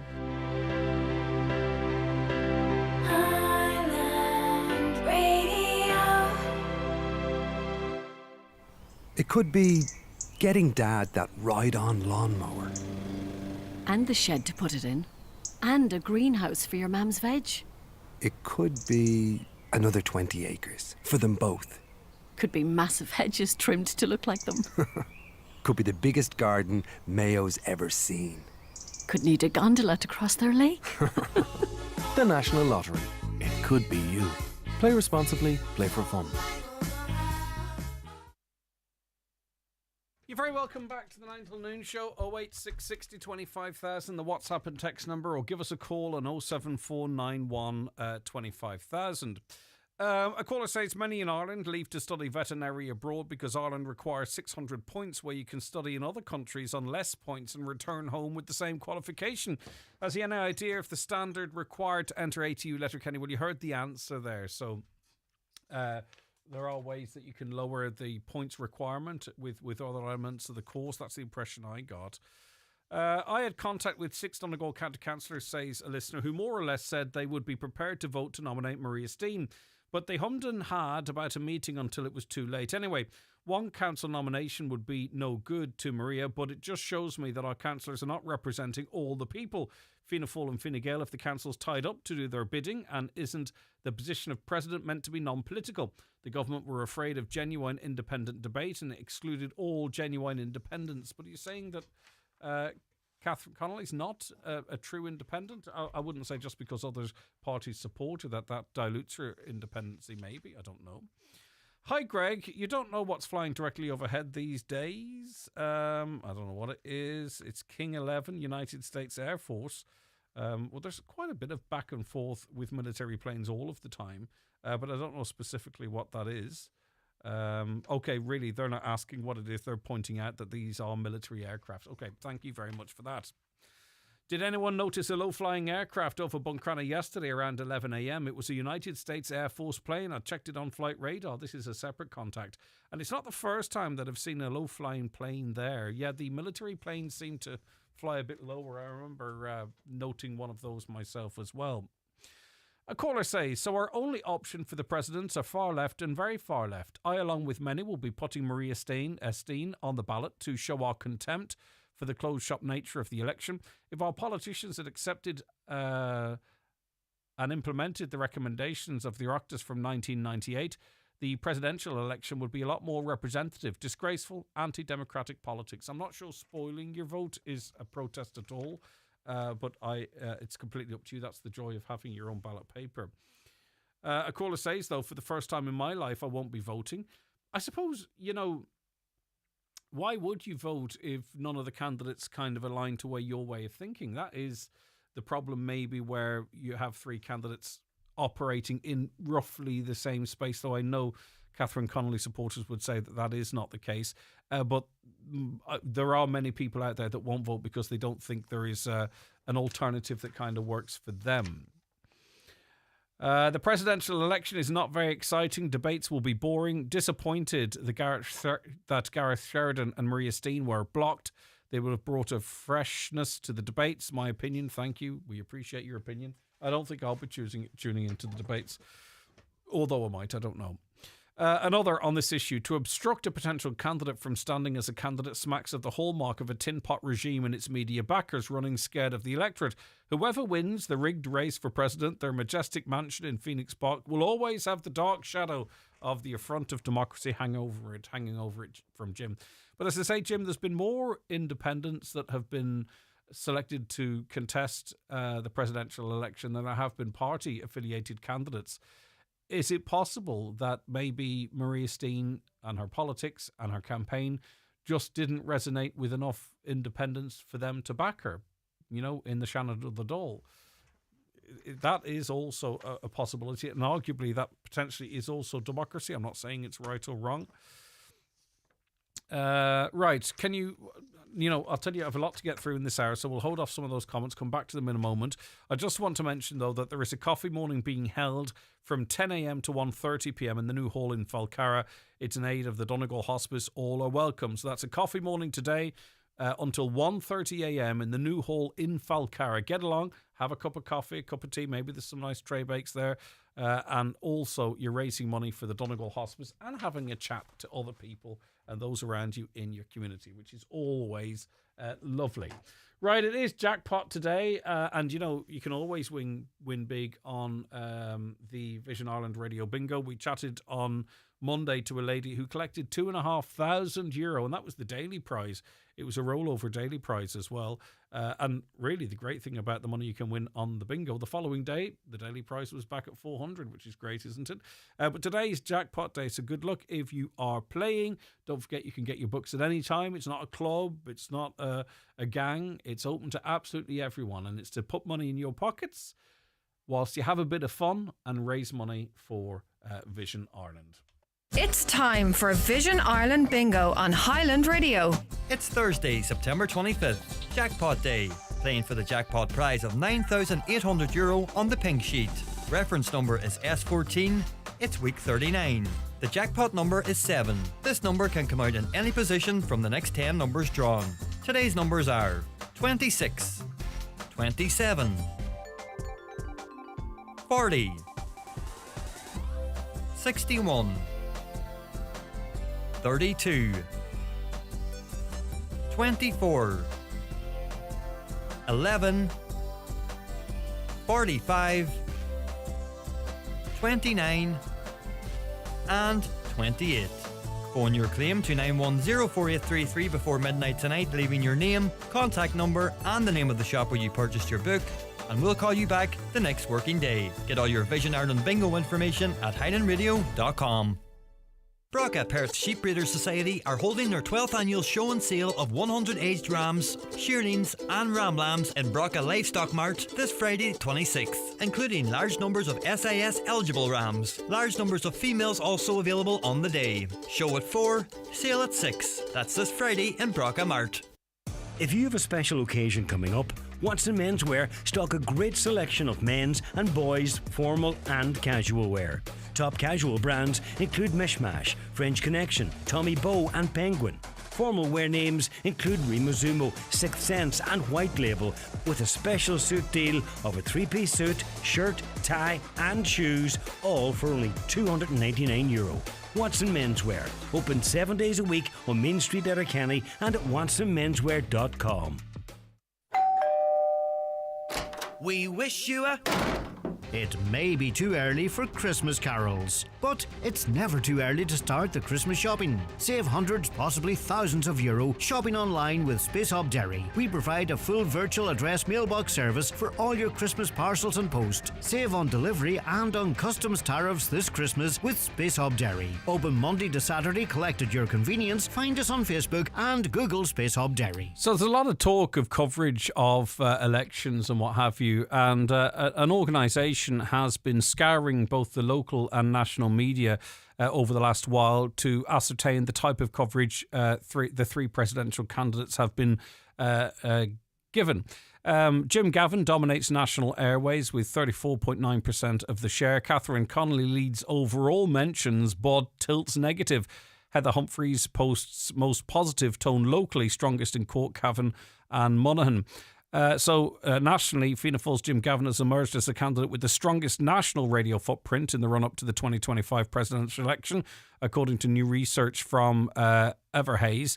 Analysis of 2,500 radio clips of over the past 12 weeks show that while independent Catherine Connolly leads overall mentions at 36.3%, Gavin at 33.5% pulls ahead in terms of the national airwaves, with 34.9% of his coverage on national talk formats. By contrast, Connolly's campaign is more heavily weighted to local outlets, 68.6% of her coverage, and Heather Humphreys' profile is even more locally concentrated, 71.3%. What that means, haven't a clue, but there's the info for you. The editor of the Tyrconnell Tribune is John McAteer, and he's with me now. Hiya, John. Good morning, Greg. How are you? I'm doing okay. Right, you've seen and covered your fair share of presidential elections. It's 1990 since we have to go back to see a 3-horse race. Is it a 3-horse race? Or is it a 3-headed horse? It's a 3-headed horse in some ways. I think that the campaign began much too late. Today is the first day of campaigning. I mean, we're not preparing for canvassers lining up on our doorsteps or anything like that. There's the odd poster going up. and it's going to be dominated mainly on media. Fianna Fáil and Fine Gael will be looking towards the 7th of October for the budget day, and how does that resonate, because the fallout of that budget, and there could be restrictions and cuts there, that could dominate the election campaign. It'll not be about the presidential election at all, if it ever was. And they've been very coy about that. And I think the national debates are beginning this weekend. And well, what are they going to debate about? This is the question. They'll be debating Gaza, Palestine. They'll be debating Trump, anything and everything but the real issue at hand here. Who is going to make the best president? Who has the best thinking? Who has the best ideas and suggestions? Do you follow in Michael D's footsteps? Do you follow in Mary Robinson's or Mary McAleese's? See, we've been spoiled for choice since 1990, 35 years. You've had 3 excellent presidents, and mind you had Paddy Hillary before that, who was also a very good president and much more low-key. But like at the end of the day, can you get people out to vote? This is going to be the big question. Last time out, it was just, 44%, or just short of it. Very, very low. At the last general election, it was, 59% or slightly under it, with over 600 candidates. Will the public become anyway motivated or energised by the debates? Does any of the 3 candidates, or the 3 of them combined, offer enough to give it enough depth and enough width? I mean, I'm just trying to figure out where. I mean, the triple lock, I think, will be one, and they might try and paint Catherine Connolly into a corner on Hamas, but she's kind of, addressed that anyway. She's addressed that. She's addressed it very comprehensively, and that is absolute rubbish. Micheál Martin is trying to paint her as somebody that who just doesn't seem to know what she's talking about. Catherine Connolly is a clinical psychologist. She's a barrister. She's a Gaeilgeoir, and she's a very experienced politician. But to try and ram it down her throat that she hasn't condemned Hamas, of course she has. But she answered a question on the BBC, and it was in relation to Keir Starmer, and it was, would she back his stand as if she needed to, or as if Micheál Martin even needed to back her stand in a 2-state solution? And she made it very clear that she wasn't going to get engaged in that. She said it was a matter of for the people of Palestine to make their own decisions. And that's the gist of what she did say. How do you condemn her on that? I mean, everybody has condemned Hamas. It's a total waste of time at this point, because, I mean, But that question was posed. They're still there. Yeah, that question was posed to her as if Hamas was formed on that fateful day of October 7th. The question didn't. The question wasn't nuanced whatsoever, and she tried to bring some nuance into it. Whether you agree with her or not, Hamas is not 5 people. It's it's a way of thinking. It's an ideology. You can't just eliminate it, even if you wanted to. And Israel are finding that out right now, and that's in no way to speak positively of the organisation in any way, shape, or form. But absolutely not. I mean, Hamas is a vicious terrorist organisation. Okay, they'll claim to have a mandate that they represent the people of Gaza, but they don't really. They don't really. They have coerced the people of Gaza into their thinking and into spending money. I mean, Gaza has been starved of money for generations. Now, Israel's handling of it has been equally disastrous, murdering people. 68,000 people at least killed, mainly women and children, doesn't answer any questions. And the fact that, in this year of 2025, that world diplomacy cannot change Israel's mind says a lot for the failures of the major organisations like the United Nations, doesn't it? Yeah, well, that's your view for sure. Now, just in relation to how we got to there being just 3, since 1990, there have been 13 independent candidates, 3 from Labour, 3 from Fine Gael, 2 from Fianna Fáil and 2 from Sinn Féin.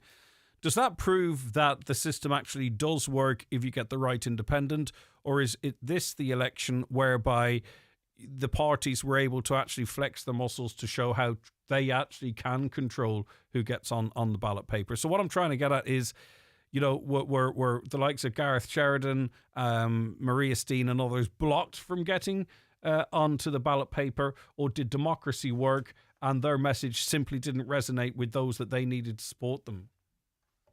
They got onto the campaign much, much too late.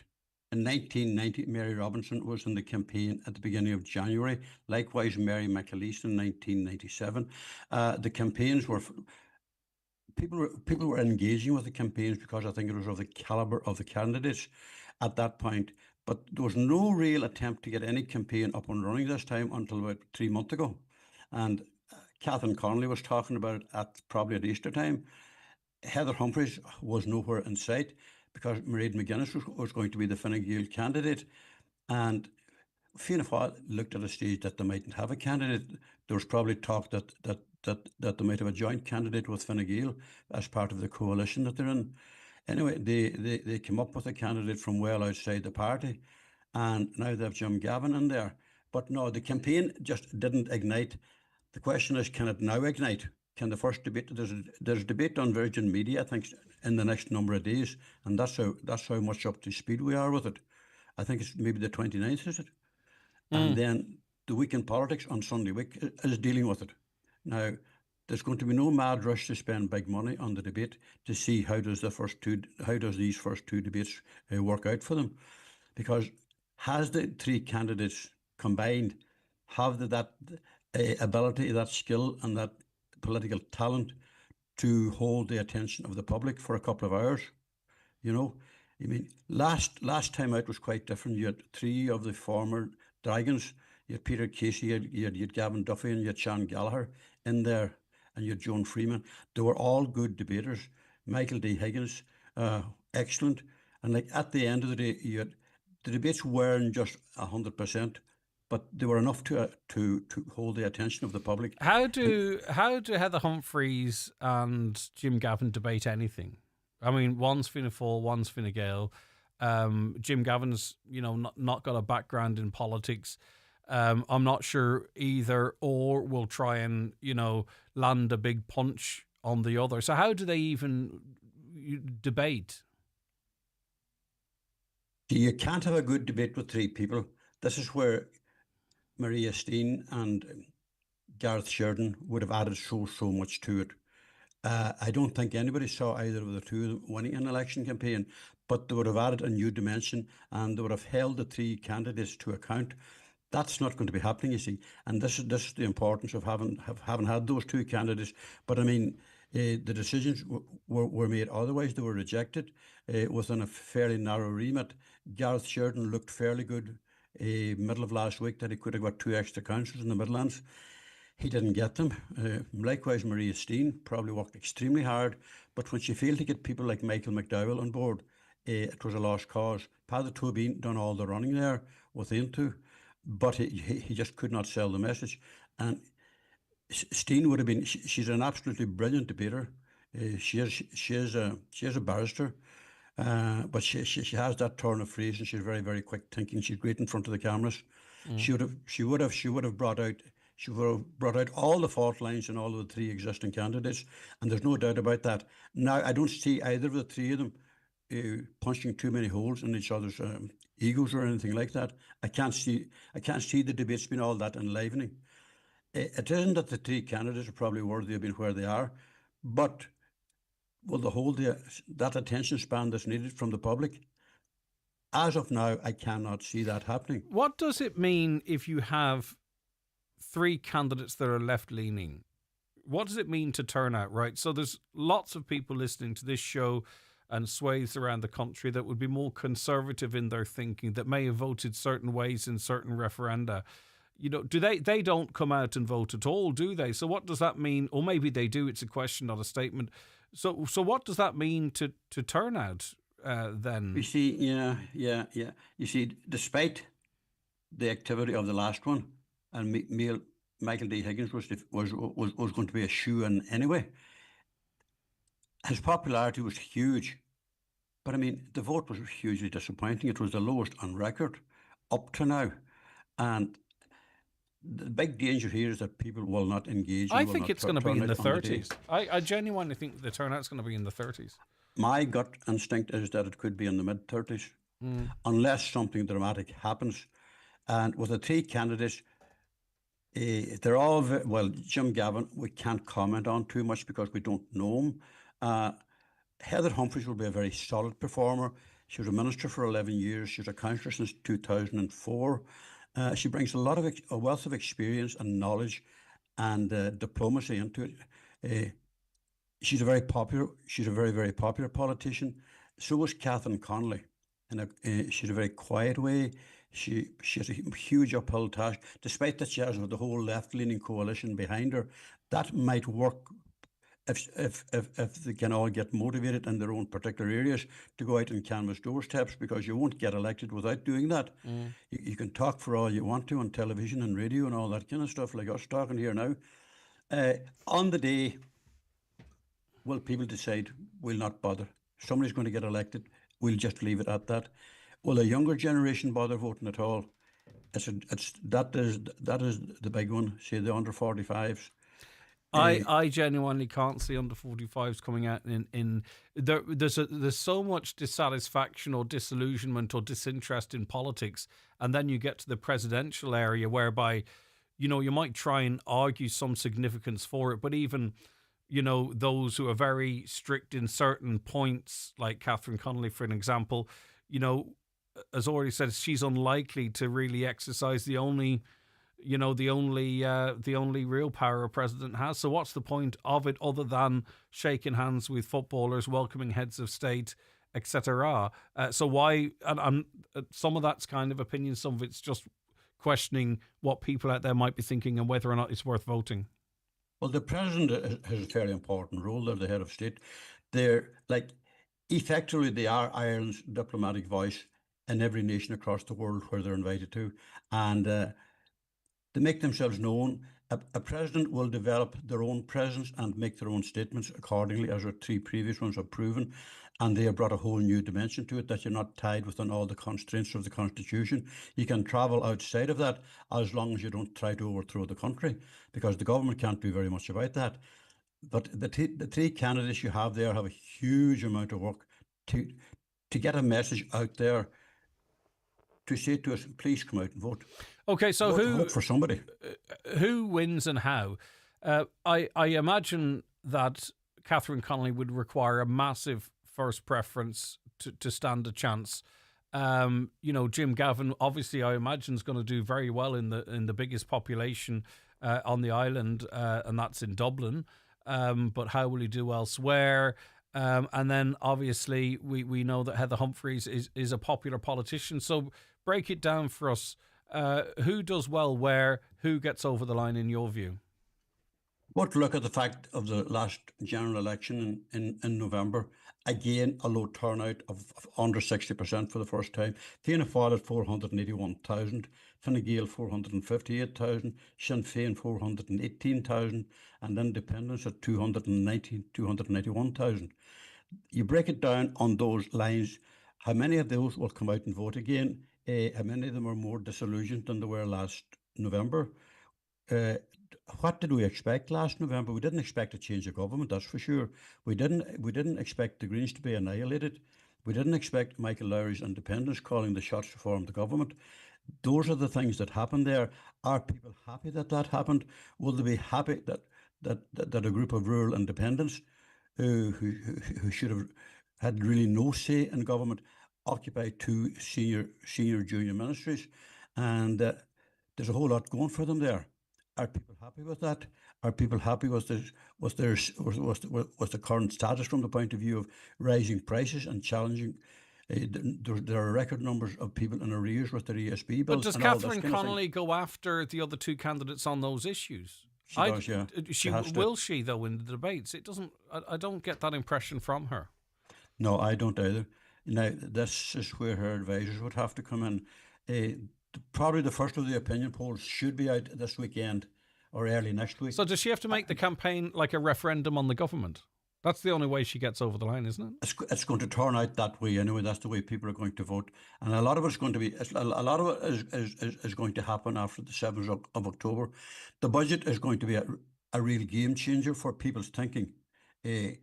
this is the first time that we've had it, and this is the COVID thing. That COVID impact is still there. 2018, a lot has happened that time. Would Michael D. Higgins, if he was running this time, get the same kind of a vote again? I don't think so, because people's thinking about politics, the numbers voting are falling. I mean, you know, in the 1980s and all that, Fianna Fáil was up to 50%. Fine Gael, their height was around 37, 38%. It's a huge, but now between them, they have 42%. You know, like on those figures, if Fianna Fáil and Fine Gael is 42%, independents then will have a big say if they can get their act together across all the political parties, from Shock Dems to Labour to People Before Profit to Social Democrats. It's a big ask, because even though they're backing the president, does that get them out on the doorsteps? There's some people though that could, you know, maybe vote for Catherine Connolly because they support Sinn Féin, but wouldn't want to do anything that might be endorsing the Social Democrats, or vice versa, for that matter. The coalition of the left will be tested greatly, I think. And also a lot of people talking about spoiling the votes, John. You know, at the end of the day, at an election, when the elections are being counted, there's a pile of spoiled votes. No one really pays any attention. There's no pictures taken of them.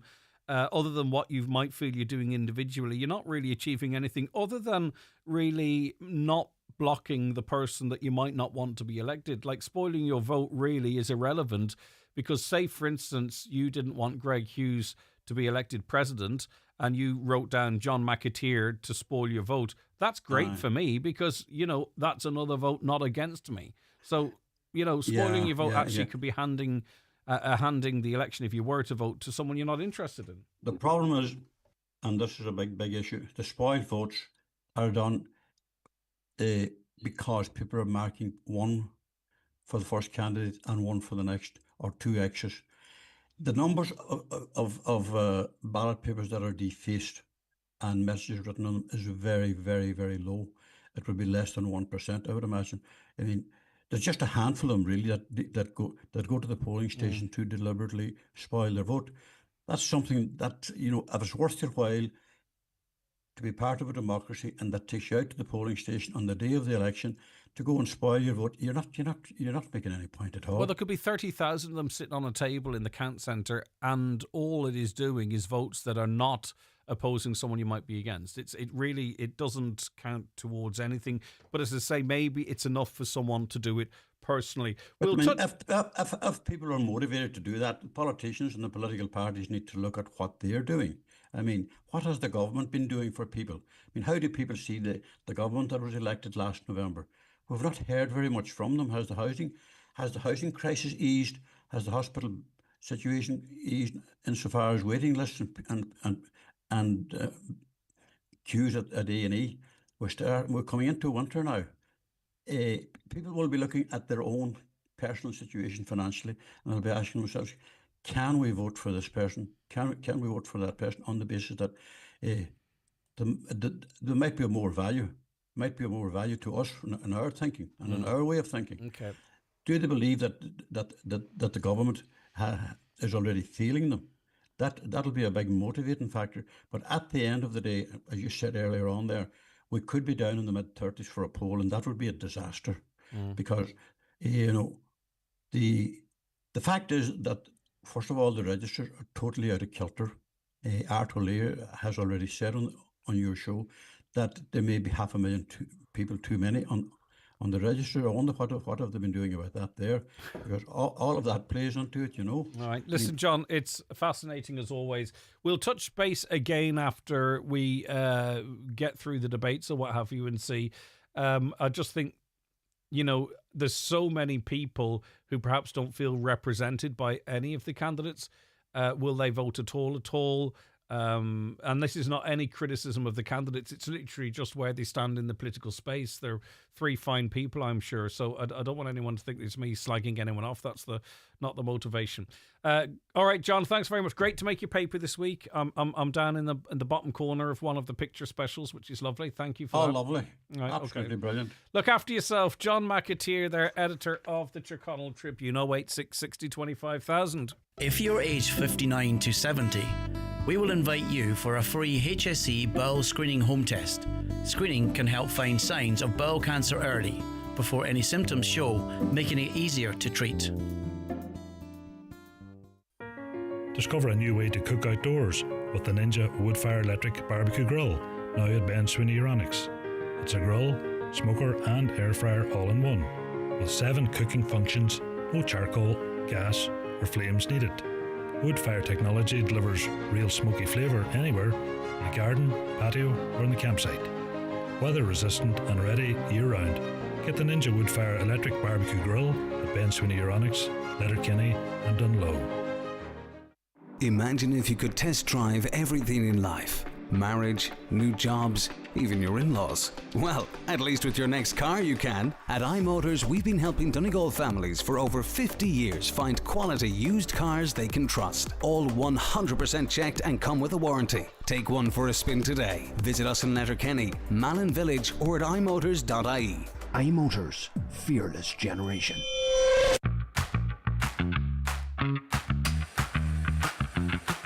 You want a little treat but not chocolate or gelato? Check out this coffee that we made called Bravato. Sit and sip it slowly, or if you're in a rush, it tastes as good on foot or while you wait for the bus. Deliciously different. Get your new favorite cup. If you want some roasted goodness, come hit us up. Your taste buds have voted. They want a flavor that's goated. They are ready to thrive. Now Bravato's arrived.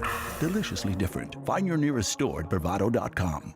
Brian McCormick, Sports and Leisure Main Street Letterkenny. Just launched at BMC Sports is the new ASICS GT 2014. Offers pure gel technology and FF foam for that springy feel. New range of Keanu, Nimbus and Nova Blast for men and women. In-store and online. Get your safe size experience at Brian McCormick Sports, Main Street Letterkenny. Or click on bmcsports.ie. Get your ASICS delivered free of charge. Christmas Club now open. Don't delay when you get your bowel screening invitation. Call us today on 1-800 45 45 55 or visit bowelscreen.ie. From the HSE. Thank you for all your calls and comments coming in. Really appreciated it. Really appreciate it, by the way. Hi, Greg. That American plane that flew over Donegal yesterday, it left Belfast. That's why it was so low. So it's still ascending, then I take it. I hear on your news about burning solid fuel for heat. If the government of this country want cleaner fuel, they would need to get their finger out of you-know-where and provide cheaper ways to heat houses. I'm a 66-year-old. The council have air to water heating in some of their houses now being built, but I would like to ask them, where do they think older people are going to get the money to heat these houses? It's very sore on electricity to heat these houses. I, for one, cannot afford this type of bill on my pension. It will be a cold winter this year, and they are... no solar panels on these houses either. I suppose any of these heating systems begin to make more sense, I think, when a house is very well insulated, because then you require on less.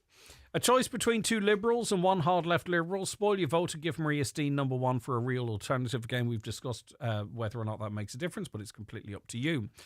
I hope that it will be noted that Charlie McConalogue was Minister for Agriculture at the time Letterkenny was chosen for this college. I hope the people who abused and vilified him will maybe find it in their hearts to give him some credit for his input into getting his great facility to Letterkenny. I'd love to have him on the show to talk about it. Seems like LGBTQ and the supporters going to be calling the shots on who's entitled to stand for president of this country for the long future. I don't see how that is the case. There's a lot of very negative language against people that are our brothers, our sisters, our aunts, our daughters, our sons, our work colleagues, our friends. Like that LGB has become some sort of a slur against people. I mean, these are, their rights have been hard fought for and hard won, and these are people of our community. And I can't imagine that any texter doesn't have someone around them who is part of this community and would not like to be grouped in, with some sort of group think. They're just our regular people all around us. But anyway, they say they're going to call the shots on who stands for president in this country for the long future. Maria was plagued by the media in her past issues, but interestingly, they wouldn't challenge Heather Humphreys on the subject, considering the Orange Order she supports. Again, I don't see what is wrong with someone supporting the Orange Order or her husband having any role in the Orange Order or not. Maybe I'm being naive here. But anyway, fair play to Ken Flynn, a gay man himself who endorsed Maria, and he wouldn't allow the liberal narrative dictate who he should choose. A caller says, it's not democracy. I'll be voting for Maria Steen, spoiling my vote for the first time in 40 years. Another, surely those talking of spoiling their vote should in fact vote Catherine Connolly to show Fianna Fáil, Fine Gael that we are sick of them. I would urge the vote spoilers to think more pragmatically. And listen, there's an initial reaction after yesterday that maybe people will choose differently. Maybe they'll watch the debates. I don't know. Coming up after 11, Paul McLaughlin is in studio. It's the last of our season. Aww. But you know what? The one thing about life and seasons and nature, it'll be no time again before Paul is back in. We might speak to him over the winter on individual issues, but for his regular other weekly call in. So if you have any questions about your garden, still amazing growth in the grass, by the way. But anyway, the nighttime temperatures have dipped, so maybe not so going forward. Any questions for Paul? The usuals, your gardens, your hedges, your lawns, your trees, your window boxes, your balcony, your windowsill, your sunroom, your bedroom. Any questions to do with growing, nurturing, caring, to do with the garden in and around it, let us know. 086 60 25,000. Continental suckler breeds jump into top ICBF bull list. In this week's Irish Farmers Journal, find out how the Eurostar indexes have changed and what it means for your herd. How to secure €10,000 in beef scheme money. August milk prices slashed. Find out how your co-op compares. Farms targeted in land price intimidation racket. Top tips on how to tackle your tax bill. And don't miss our bumper 10-page farmland special. Only inside this week's Irish Farmers Journal. On sale now.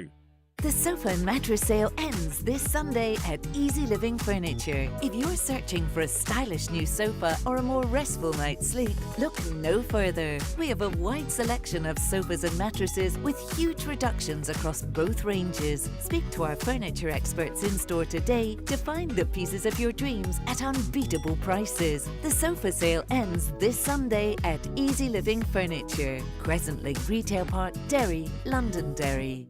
If you know the beauty and skincare product that suits you best, you'll find them at McGee's Chemist Letterkenny. From moisturisers, cleansers and toners to day creams and night creams, McGee's have the top brands you know and love, like Lancôme, Clarins and La Roche-Posay. Also Elizabeth Arden, Vichy, Nukes and many more. All at McGee's Chemist, Main Street, Letterkenny, and online at mcgees.ie, where the best costs less. Exciting news. Pandora's 3 for 2 promotion is on. Buy 2 pieces at full price and get the third one free. Show someone special that you're thinking of them or treat yourself. But hurry, this offer won't be around for long. Offer ends 28th of September. Available in participating stores and at pandora.net while stocks last. Terms and exclusions apply.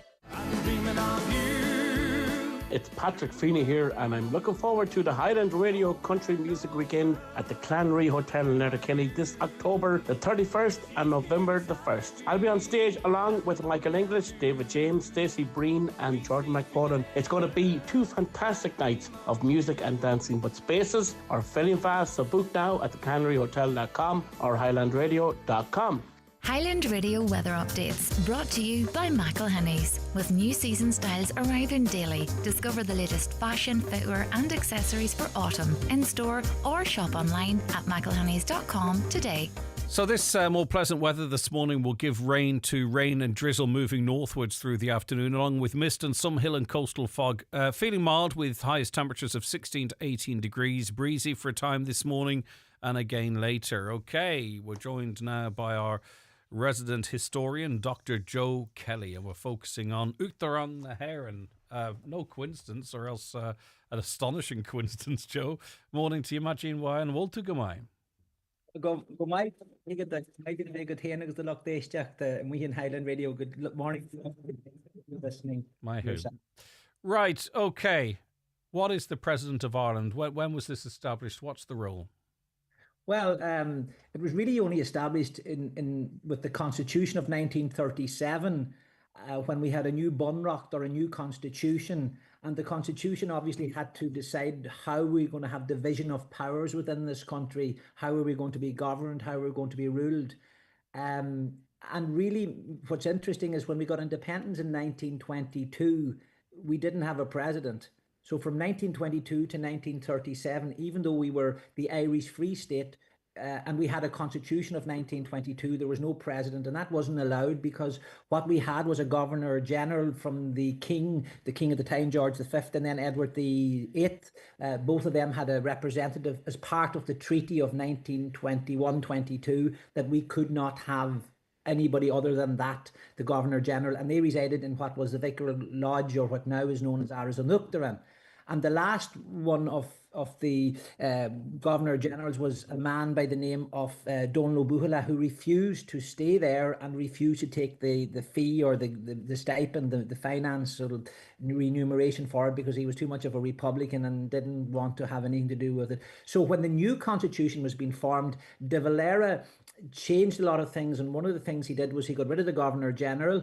He changed the title of Ireland from Searstadt na Héireann, the Irish Free State, to era, the country of Ireland. We weren't a republic until 49, so era we weren't allowed to because of the treaty. England wouldn't necessarily allow us to do that. And one of the things he made sure was that we would implement things that would distance ourselves from British imperialism and the role of the regal role in Irish politics. So really that is the beginning of our presidency in 1938. And just in relation to that, we see in other countries, say France for an example, where we have presidents and then we have a government, and it's structured completely different, and there's more power given to the president there. Have we created a model, or what model did we follow, or who determined sort of the actual expanse of the role of president versus, what we see elsewhere?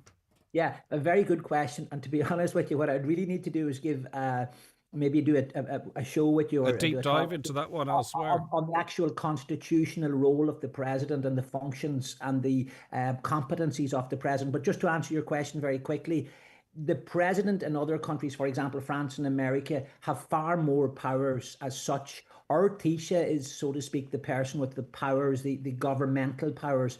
It's a titular or a representative role, a wee bit like what it was in the Governor General previous to our own president, whereby it was more a representative role. Now, there are powers and competencies that the president has. In fact, there are some powers in the Constitution that no president to date has used. So it's something that a lot of people don't know enough about. They know a little bit about because we've had Michael D, and maybe people remember other presidents, but they actually maybe aren't always aware of the constitutional role of the president. In fact, I would argue that maybe some of our existing presidential candidates don't even know. But just so say, for instance, one of the roles that the president was given at some point, right, was to, if they believed a law or a change to the legislation, if they believed that it didn't sort of that it went against our constitution, that they could refer that to check it, right?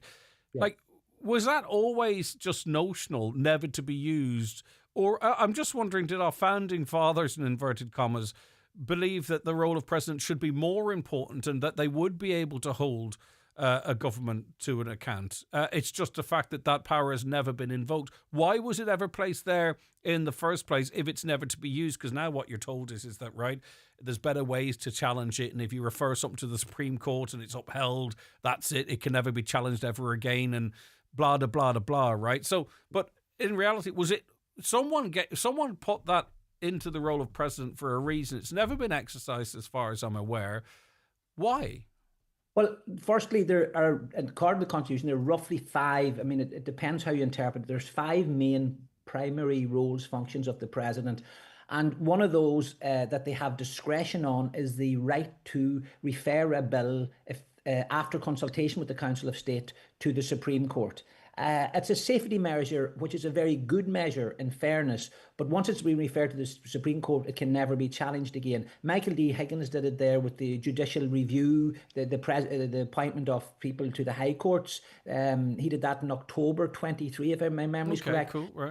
It's been done a number of times, and in fact, to my memory, I think 8 times while being referred to the Supreme Court, it has actually been found to be unconstitutional. Some of the laws coming from the Dáil, that is the Seanad and the Dáil, going to the President, 8 times what they've proposed has been considered unconstitutional. So in a way, the President can act in a way that to protect the legal structure of the country. But at the end of the day, and again, I'll maybe do this again with you, the President is subject to the government nearly in all matters. Well, they can't leave the country, can they, without permission? No, they can't. And lots of things that they can't do without. Basically, what the President is a titular role, and that they must be in line with the government. The government makes the laws, even, for example, matters of finance and monies and budgets. Absolutely. But you asked a very powerful question there about, was this what was intended by the fathers of the state? When the presidential, when the referendum on the constitution, the new constitution, was proposed, believe it or not, 4 areas, Sligo, Wicklow, somewhere in Dublin and West Cork, voted against the accepting of the new constitution 1937, which is very interesting. And one of the fears that was expressed, particularly by the Fine Gael members of government at the time, one man was from Fitzgerald from Carlow, and another one was O'Sullivan from Kerry, he was the Minister for Education, was concerned that the President had too many powers, and that they feared that if De Valera then became President, that he would draw onto himself more powers than what was perceived in the Constitution itself. Well, maybe that needs to... Why is it not a direct election then? What would have been the motivation for it not to be a direct election, whereby it would be a popular vote of the people, to allow those to be on the ballot to eventually obviously go before the people for an election? Why was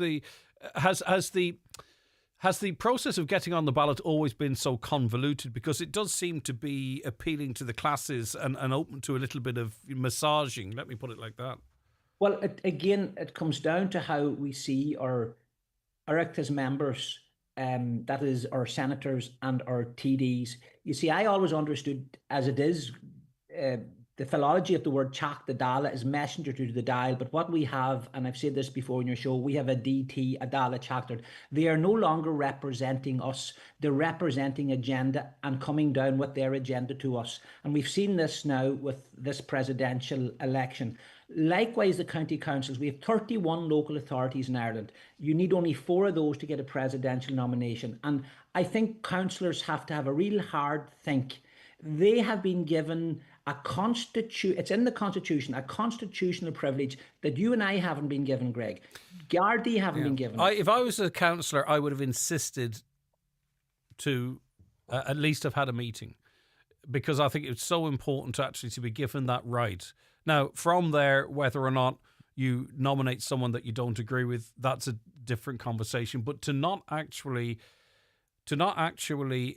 exercise the right to have a meeting is I don't think it's very representative of the people. Maybe I'm being naive. Well, again, this is maybe back then to where we're looking at how the Constitution was formed and what the purpose of that was. And if you look basically at every president we have had, bar probably Carol O'Daly and Douglas de Hija, they have been more or less political. And see, maybe people aren't aware of this, but in our Constitution, one of the articles in the beginning of our Constitution is no citizen of this country is allowed to take a title.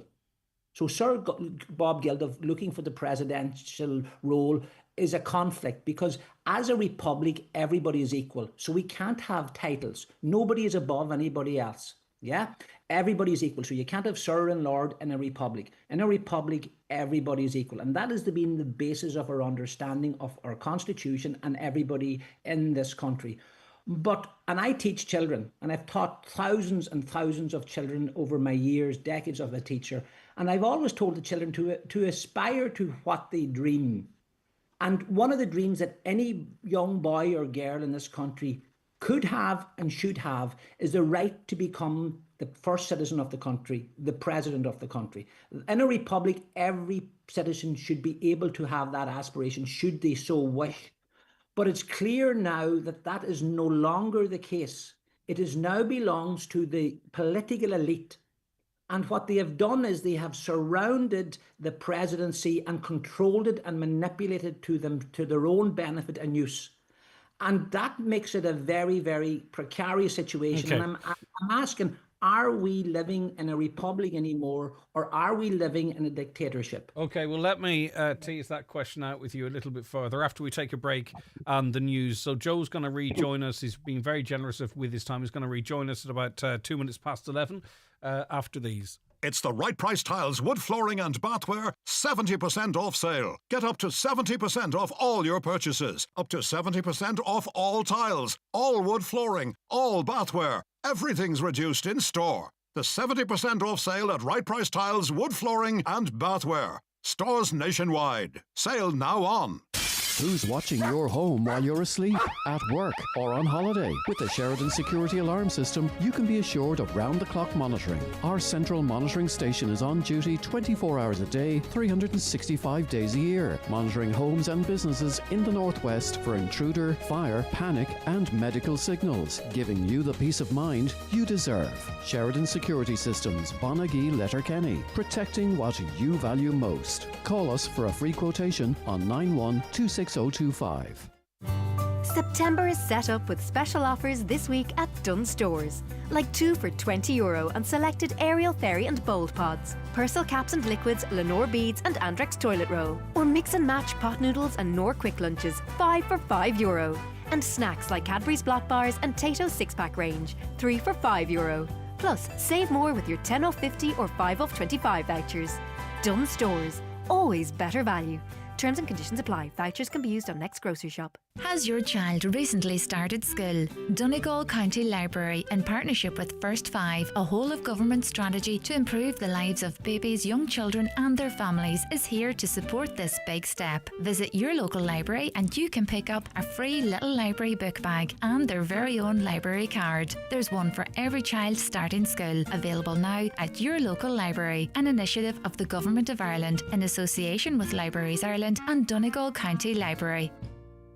Get ready, Donegal. The big Highland Bingo Party is here. On Saturday the 29th of November, the Villa Rose Hotel, Ballybofey, transforms into the wildest Christmas party of the year. Hosted by me, Keith Fletcher, Lee Gooch and Marty Freel on the decks. Think festive cocktails, classic party anthems, ridiculous games of course, and mad bingo mayhem. Loads of prizes on the night with the €1,000 top cash prize up for grabs. You better be quick. Tickets are on sale. Grab yours on Eventbrite or check out highlandradio.com. The big Highland Bingo Party. Over 18s. Ha ha! It's bingo, but not as you know it.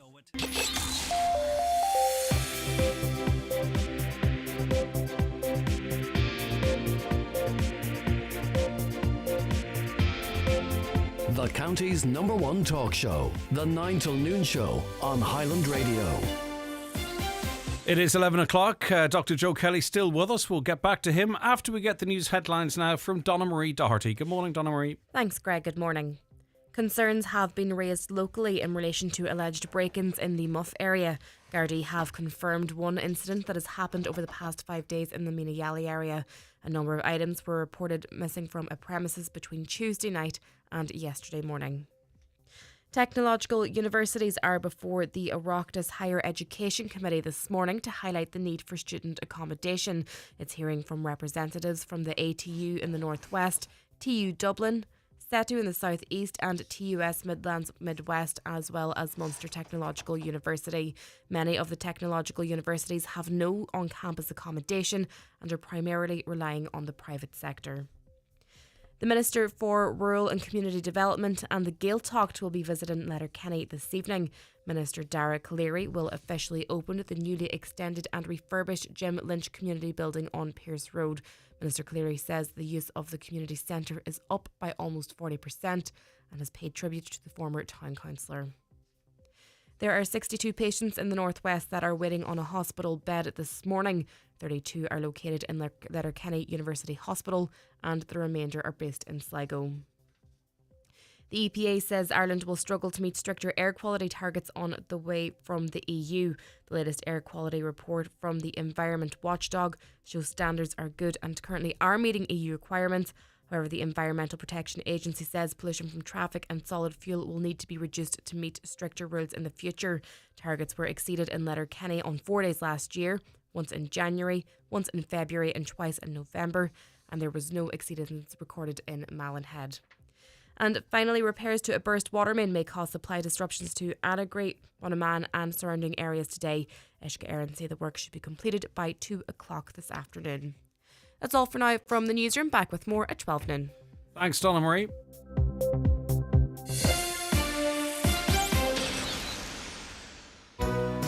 Fancy fish tacos tonight? You'll catch some amazing prices at Aldi, that's for sure. The finest Irish breaded haddock goujons are just $2.99. Sour cream at just 89¢. Mixed chilies only 49¢. And 8 mini white tortilla wraps are just 85¢. That's an evening treat at amazing Aldi value, all wrapped up.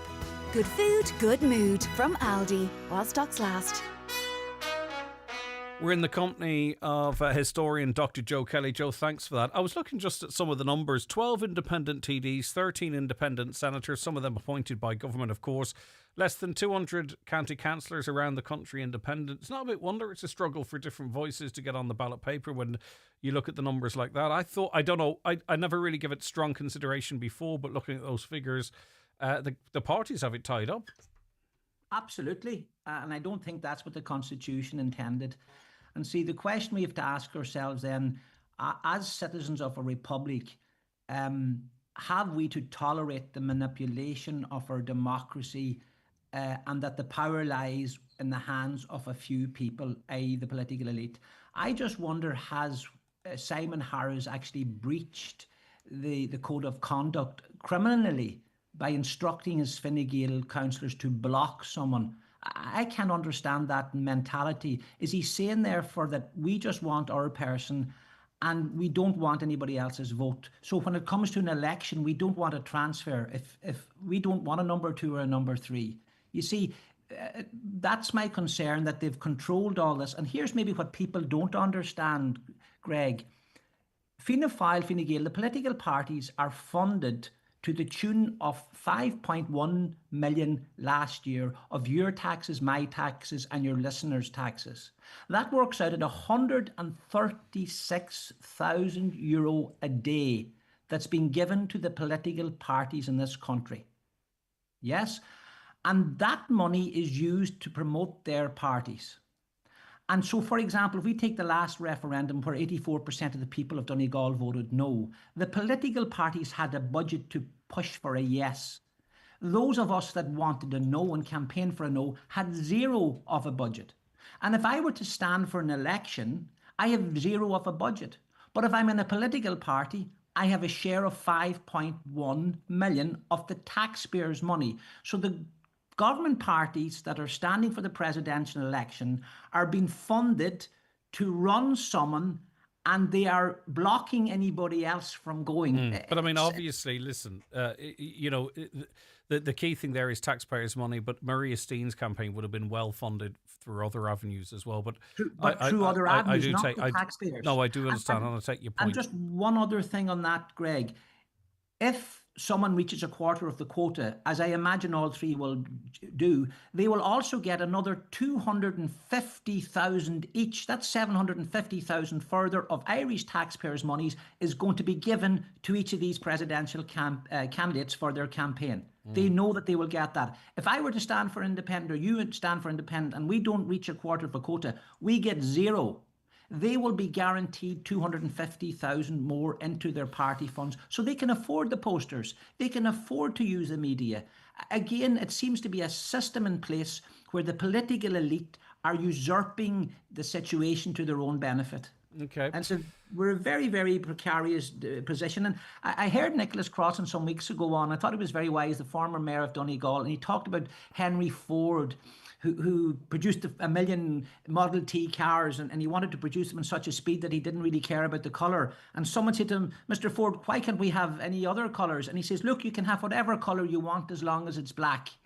And we have a presidential campaign at the moment. You can have any president you want, long as it's one of ours. Surely there's something But wrong Catherine with that. Connolly's an independent, though. She might not align to your political way of thinking, but she is an independent candidate. Now, it so happens that she comes from a political sphere that they're rowing in behind her with the exact view, as they would see it, of breaking that sort of big party stranglehold on the presidency. So does that not contradict everything that you're saying? I think, in fairness, Catherine Connolly cannot be tinged with the idea that she's usurped power. She's gone as an independent. She's managed to get her 20 nominations. She has done it, so to speak, the right way, and has garnered support, be it from Sinn Féin or Paul Murphy or the left, and she's managed to create a coalition. Again, she's been very honest about her funding and where it's at and where it's coming from. So in fairness, that can't be thrown at Catherine Connolly. But it's the issue. I'm not trying to, and please, it's not that I'm trying to go against Catherine or go against any of the other two candidates. My issue is it's the way that these people were put on the ballot, and how others were blocked. But just in relation to that, you call it blocked, right? And I want to get on to a historical review of some of our presidents, though. Yes. What is the alternative? You can't have a free-for-all, surely, because there'd be 300, 400, 700 people on the ballot paper. So you would have to, not you personally, propose a system that gets people onto the ballot paper, surely. I don't think even our founding fathers would have thought that every single person in the state could contest a presidential election. Well, again, we go back to the unique privilege that county councillors had that wasn't given to lawyers or Gardaí or to teachers. It was given specifically to councillors. And many councils never even met or even considered giving a nomination. And I think that is a very, very wholesome way of doing yes, this. but you could be an independent councillor, and you might well be an independent councillor, but you might not agree with Maria Steen. So why would you get involved in a meeting when you're not going to endorse her anyway? She is she comes from a political place that, you know, there's a great deal of support there, I'm sure. But if I was an independent councillor and I was given this great honour, if all that's presented to me would be Maria Steen and a few others, well, then what's the point in getting together? You have to then look at the quality of the candidates. Well, I accept that, but even to have an interview of the candidates and to figure out what they are, I'm not really pushing the Maria Steen thing or the Gareth Sheridan. No, but it's the only. See, Maria Steen was the only one really, truly. Gareth Sheridan was there as well. Well, Gareth, yeah, of course, Gareth Sheridan was there, of course, yeah. He got 2 nominations. Yeah, and it's just a pity. I mean, and whether I agree or disagree with Maria or Gareth or anybody else for that matter, I think a healthy democracy is one where you're given a choice. Okay. Personally, I think that Catherine Connolly missed a trick. I think what she should have done was signed the nomination papers for Maria Steen and said, look, I'm standing on my own beliefs, but I'm also a Democrat and a Republican, and I want to see other candidates. Because that's what Michael D. Higgins did. When he got nominated for the first time, he asked his Labour councillors to give nominations to other candidates. Yeah, but Maria Steen, that was politically magnanimous of him. Of course it was, but the gap politically between Catherine Connolly and Maria Steen, it is a chasm. Absolutely, but again, it's a lot to ask for, because you know. But this isn't about political ideologies. I understand. But it is. I know what you're saying. It isn't. But I'm on about democracy. See, democracy. People have views that are totally different to mine. We may disagree on views, but democracy is the best show in town. And okay, it has its faults. But people should be allowed to present themselves and go before the public. I even would argue that Conor McGregor should have been given the opportunity, and we would have seen that he mightn't have got as high a vote as people would have thought. I personally wouldn't have been a fan of his or would agree with his ideology or whatever else. But democracy... But that means then, if you could get a convicted criminal and someone who's been found civilly responsible for a sexual assault, that means there's no bar then. There is no bar. There is, insofar as you can't be a convicted criminal to get a president nomination. You have to be 36 to be, stand for the president. There are certain criteria that you're... Well, actually, I'm not sure if he had a criminal conviction, just to clarify. Yeah. I think he was found responsible for an assault. There is a definition between that and being a convicted criminal. So just apologies in relation to that. Douglas well, Hyde. there is a civil. You're correct in saying that there was a civil case and he was convicted in the But civil that's not a court. criminal conviction either, is it? Yeah, it's correct. Yeah, well, you haven't said that, but you were mentioning the civil case, and you're correct in that. And so for people, they would understand that to be barring to standing for president. Douglas Hyde, our first president. Yeah. Talk to us about him. We're going to have to skip through these actually because Douglas Hyde was actually appointed. Was kind of an inter-party. Fine Gael, Fianna Fáil came together and said, "Look, let's nominate someone." Douglas Hyde was appointed. He was a scholar. He was a man of learning and writing. Interestingly, he was a Protestant. Which in a new Ireland, the idea that home rule was Rome rule, it showed how open we were as a country and that we weren't limited just by religion. I think that was fabulous. A man that I have a great admiration for, the Creven Even, would have come to Donegal on numerous occasions as a scholar and to College Jollo and got a hark and things like that. So he was a very, very quiet gentleman, and he had the for one term from 1938. He was appointed president on 25th of June 1938, and he held that office for 7 years. So that was Douglas Hyde, and he was then subsequently followed by Shanti O'Callaghan. And Shanti O'Callaghan would have been in the GPO in 1916, so we're getting our roots now of our presidents into the rising of 1916. And again, he was a Gaeilgeoir. He was the editor of the Clay of Solace, an Irish newspaper that Patrick Pearse was the editor for. He was a politician and a Fianna Fáil politician, and he served two times as president. And it was very much liked. A little small man who wore the tall hat, and he had a bit of a character, but at that stage the presidency wouldn't have had the media coverage or the media reach that we have today. Would it have to respect? Where was it, I wonder, in terms of public respect? I wonder where the role of president was in terms of public respect. Oh, absolutely. It was very, very much respected. There was no question about that. And we'll see that later on with Carol O'Donnell. Well, De Valera's next then after De Valera, your namesake. He was a titan of Irish politics in the last century. There's no question of that. And personally, I would have loved to see Eamon O'Keefe's grandson stand for president. I would have loved to see him because he was a man that understood his grandfather's constitution and the role, and there was a great integrity and still is to that man. But you were talking then about the sort of the party dominance that we see now. Arguably, though, Fianna Fáil have had a big say in the presidency so far. So yeah, that's true. Unpack that for us. You've Patrick Hillary came later. You have Mary McAleese. There's been quite a few. Eamon de Valera, Shanti O'Callaghan, Eskin Childers. He would have been Republican, and he didn't live very long. He was the only president to date to have died in office. He was president in 1973 and he died in 74, and he got a state burial and funeral. And like Hyde, he was a Protestant, and it was very interesting. We did talk about this extensively, but Erskine Childers, it's an interesting story with what happened to his father, etc. Yeah, his father, you're right, we did talk about it. Father was executed as one of the 77 by the Free State because of the Civil War. He was on the anti-treaty side, and the pro-treaty side executed him. And before he was executed, he told his son to go round and meet every one of the men that would shoot him.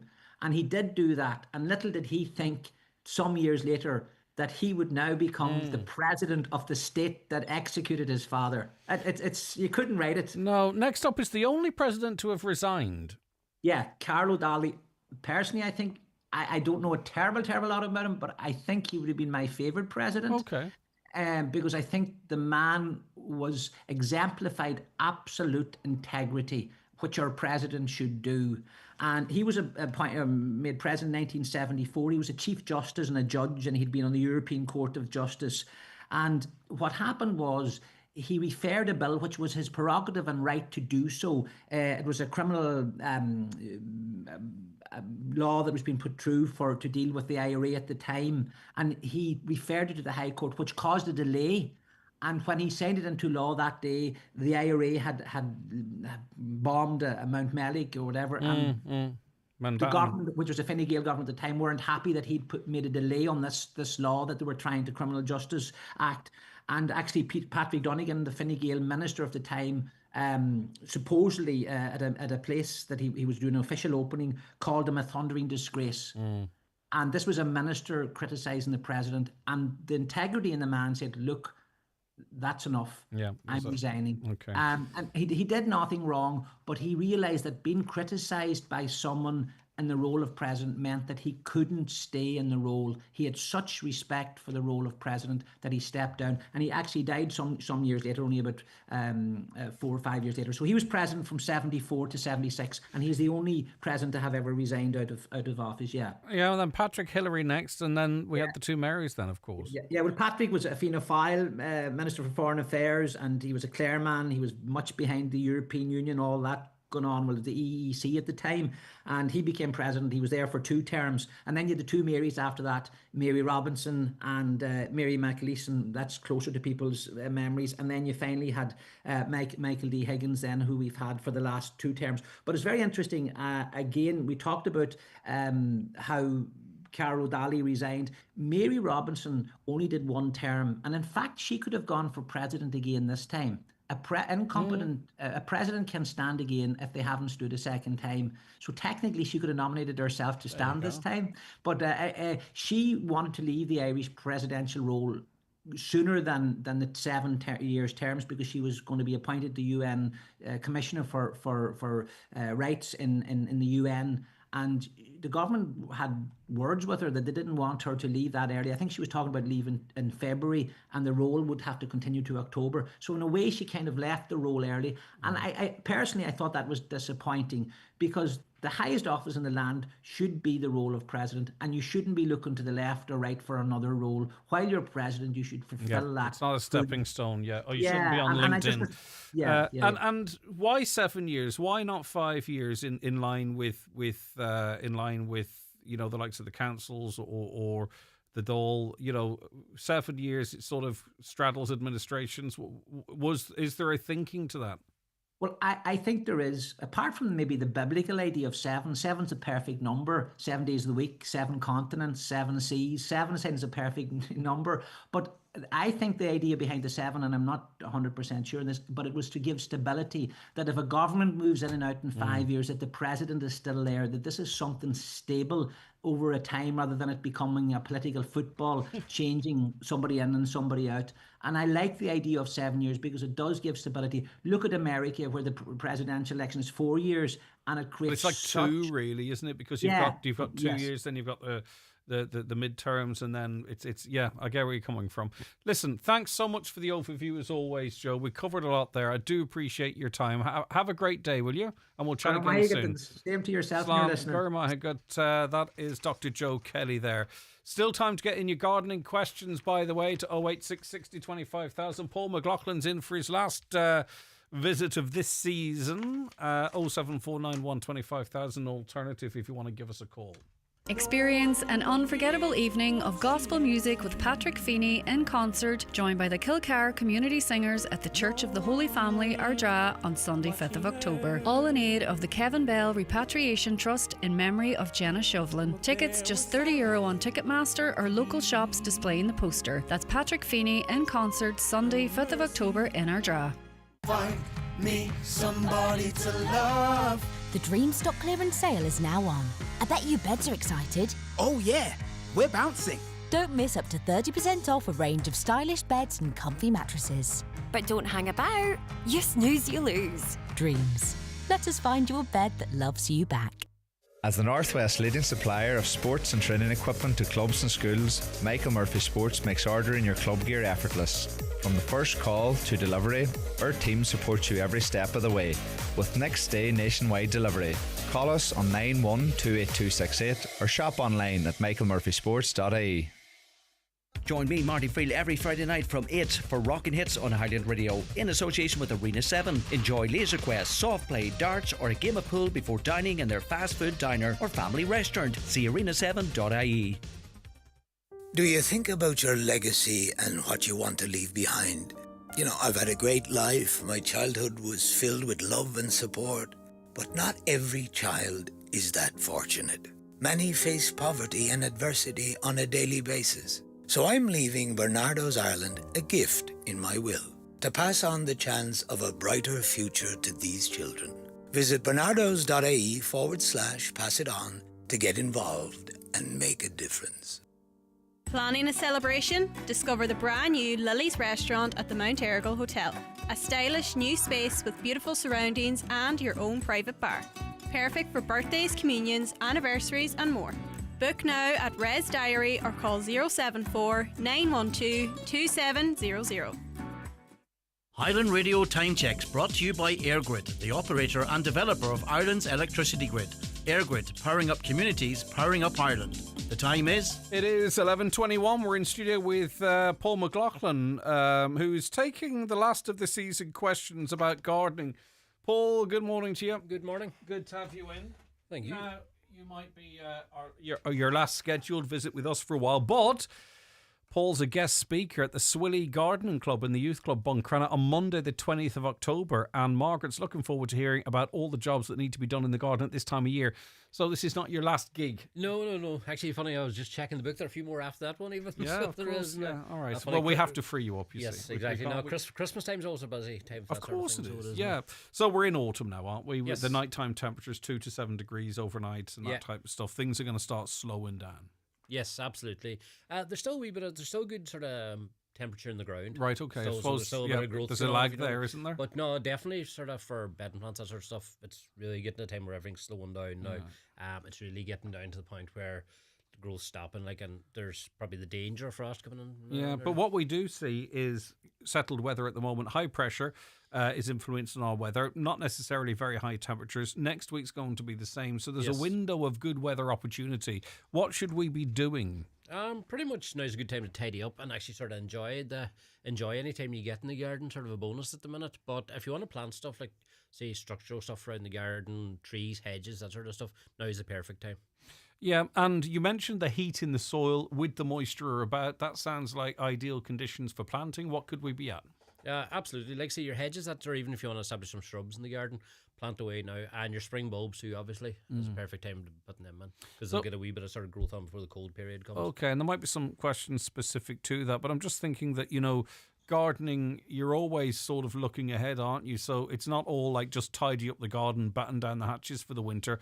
What could or should we be doing looking forward to spring and summer next year? Yeah, pretty much now sort of is a good time to be planning what you're going to do next year. Once you get set with your spring bulbs there, that's always planning for next year. And even just sort of maintaining the tidiness as much as anything else, keeps the, raking up leaves, stuff like that, always keeps everything sort of fresher for next year. When do we start seeing, if we haven't already, trees starting to and hedges starting to sort of change colour, thinking about shedding their leaves? Yeah, pretty much you'd sort of see certain trees change different times. Like the horse chestnuts there, the conker trees, you can actually see it really, they've already started to change. And there are a few plants, they're very striking about the county at the moment. They're the Virginian creepers or the Boston ivy. And what colour are they at the moment? They're bright red. Right, really, okay. if you're driving along, you would actually notice it and sort of stop you in your tracks, if you know what I mean. It's real sort of vibrant red. They'll do that for about a month now before they drop the leaves. So when we talk about spring bulbs, what we can be planting, what are we talking about there? Shedding your daffodils, tulips, crocuses, snowdrops, that sort of stuff, And there are variations within that. Obviously, we were talking about absolutely. the genetically modified daffodils last week, Yes, or the pretty last much, time you were in, weren't we? Yeah. And is there, what's big bout bulbs? What's that? Bit about, oh, sorry, that's a bit about bulbs. Oh, very good. All right, yeah, because there's been a lot of interest about bulbs. Yes, hasn't huge, there? funny, since the last time Bit I was about on chatting bulbs. about the bulbs, especially the pink daffodils being kind of a new variety out at the minute. Last year, or after being on here last week telling people about it, there were a good few calls about them and that, 'cause All right, people's good just stuff. always looking for them and that wee bit different. Yeah, of course. And they are actually really stand out. Your neighbours will be going on, where did you get them? So, I've been talking the last couple of times about sort of that transition from summer plants to winter plants. People, want to retain that bit of colour and life in their plant pots. Yeah. Are we at the point now where that's a really good time to do it? Pretty much now is dependent a good time on the summer flowers. Yeah. Now it'd be a good time to be changing. All right, funny. The more you drive about, the more you see people taking in the baskets, that sort of stuff. Now's a good time. People generally don't put out as much for the winter time, but most garden centres now have it. They have their sort of autumn stock in. And just be conscious, we're going to see more moisture, less drying weather, allow the good drainage and all that type of stuff. Yes, exactly. Even if you have big pots, maybe put them up in pot feet at the minute. Would help just stop waterlogging over time. There's wee trolleys you can get for them, actually. They're handy to move them around, Yes, but also serve the purpose of getting them a couple of feet off the ground. Perennials. Perennials, yes. Now we're getting into the time now if you have a lot of perennials where you could be starting to split some of them. Splitting them means just digging them up and dividing them. You're multiplying your stock of your perennials, and you're just getting healthier plants. They're stopping them becoming root bound. So there's certain ones you do now and certain ones you would do in the springtime. Now, you also mentioned hedges a little earlier on. This is the time, because we often get questions as to when is the right time. The conditions are perfect now. Soil warm, plenty of moisture, but not then too much growth. Sort of heading in through the winter months. Now is the ideal time. Now is the ideal time for hedge planting, all right, because if you plant them in the summertime, you sort of have to keep them watered. So you're standing out every evening watering them. Now the water will take care of itself, and there's still enough to get them sort of established and rooted onto the ground before the worst of the winter comes. Would that be reflected in footfall in garden centres at this time of year in terms of hedging? Yes, funny, garden centres, you have different seasons sort of for different things. Sort of shrubs are kind of constant. Obviously, your bedding plants in the summer, but September really is just hedges would be a massive part of the thing. Right, everyone's got a view on the new primary school curriculum, including yourself. Exactly, I heard you had plenty of chat about it during the week. Yes. All right. Yeah, but gardening, once again, we would do a lot of work in schools, so gardening is a big part of the curriculum now, and it's good to see the new curriculum. There is a certain amount of gardening being and outdoors as well, and understanding the benefits of it. Yeah, I suppose it gives the kids gives them ownership of their area, gives them something to be proud of. Like in terms of, I brought this from a seed out into an actual plant. It sort of instills in them a love of nature and growing stuff, which is important sort of for life as you go on. I mean, there's always life lessons. People always go, why do we learn algebra? Because I'm never going to use algebra as an adult. But it's what you learn while you're learning algebra and the tools that you learn to remember and stuff. It's not necessarily the gardening itself. It's understanding how things work. Yeah, pretty much. And obviously then some kids are going to love it and become gardeners, but you know where I'm coming from. I suppose generally kids as well, anything outside the classroom is a novelty. Yeah. So they're always dying to get out. Of course, and you're talking too about production of food and the fact that you can actually grow a lot of what you're eating at home. And sort of from a health and nutrition point of view, it actually engages them better with it, and they're probably more inclined to eat vegetables if they've actually grown it themselves. All right, stick your headphones on there if you don't mind, please. Is there any headphones there? No. All right, Mary, hold where you are, because I'm going to take a very short break, because I have to take this break anyway. We'll be back with your question and loads more for Paul after these. Watch the show live now on YouTube, Facebook and at highlandradio.com. If you're aged 59 to 70, we will invite you for a free HSE bowel screening home test. Screening can help find signs of bowel cancer early, before any symptoms show, making it easier to treat. Indulge yourself with friends or a loved one at the Spa at Orchids at the Holyrood Hotel in Bundoran. A midweek or weekend spa break is the perfect way to escape from life for a while. Take a leisurely walk along the Atlantic coast. Enjoy a dip in our private pool, a plunge in our Canadian hot tub, and treatments of your choice before dining in one of the Holyrood Hotel's acclaimed restaurants. The Spa at Orchids. Book now at holyroodhotel.com. Hey, Sean, let's have a kickabout. So, Grace, let's go bowling. Right, Jack, let's get that pizza. And what about you? Yeah, you. Have you got an hour a week to spare? Big Brother, Big Sister volunteers around Ireland are supporting young people simply by hanging out, doing normal things and being a friend. It's that simple. Is this something you could do too? If you've been looking for more purpose in your week, find out more about volunteering at bigbrotherBigSister.ie. Come on, you'll be great. Proudly supported by Toyota. For 25 years, the Citizens Information Board has been your trusted source for clear and reliable information on rights and entitlements. As times have changed, so have we, making sure you always have access to unbiased information. So if you're wondering where to turn for information on your rights and entitlements, we're your free and reliable source. For more, go to citizensinformation.ie. Citizens Information Board, a trusted source for 25 years. Poor Sandra. She's bedbound, burning up, wishing she'd gone to Boots. Her throat's sore, head's pounding, and on top of all that, now she's worried she's missing out. Because judging from the group chat, she's just missed a great night with friends. Make the most of this winter and help protect yourself and the people around you. Get your winter flu and COVID-19 vaccinations at Boots. Book yours in-store or at boots.ie/flu. Boots. With you for life. Eligibility criteria apply. Charges may apply subject to availability. Don't delay when you get your bowel screening invitation. Call us today on 1-800 45 45 55 or visit bowelscreen.ie. From the HSE. Mary, are you there? I am. Mary, Good, Greg. Paul, good to have you on the show, Mary. Paul McLaughlin's listening in as well. You've a wee question for him, Mary. I have. Hello, Paul. Paul, my granddaughter brought home a sunflower seed from play school in probably May or June. Yes. A tiny pot. And I repotted it. And now I have it in her windowsill, and it's almost, nearly too big to come out of the windowsill. And I don't know what to do with it. Yeah, pretty much. Has it flowered yet, or? It hasn't, but you would think now that it is going to flower. Yeah, there's a wee bud on the top. Yeah, there's still potential for it to flower, all right. To be honest, at this stage of the year, I wouldn't be worried about moving it. If it's at all practical to leave it where it is, I would leave it where it is, Right. Just keep it watered, and hopefully if it flowers then, and you get to enjoy the flower, and then you can harvest the seed off it again and plant them in the spring, so you can keep the process going on, All right. yeah. So I wouldn't replant it outside or anything? No, to be honest, because the temperatures are going down now, the sunflowers, generally they're a one-season thing. So I would say the best potential you have for it to flower would be to keep it inside at this I think stage. you've got a wee bit now of an emotional attachment to this plant, Mary, do you? Well, that's because she's Yeah. asking every day, Granny, did you water my sunflower? So the pressure's on. But it's a lovely conversation to have. pressure's on. There's a lovely conversation with her to have that, when it flowers, you can get a couple of seeds and grow a few more, and it'll always be from that one seed that she got you. So it can still turn into hopefully, because she does love it. Yes. No, I would say there's still hopefully potential for it to flower and everything, but I'd be wary about putting it outside now. If you think it really needs repotted, you can pot it into a bigger pot and once again just leave it where it is, if you know what I mean. Right.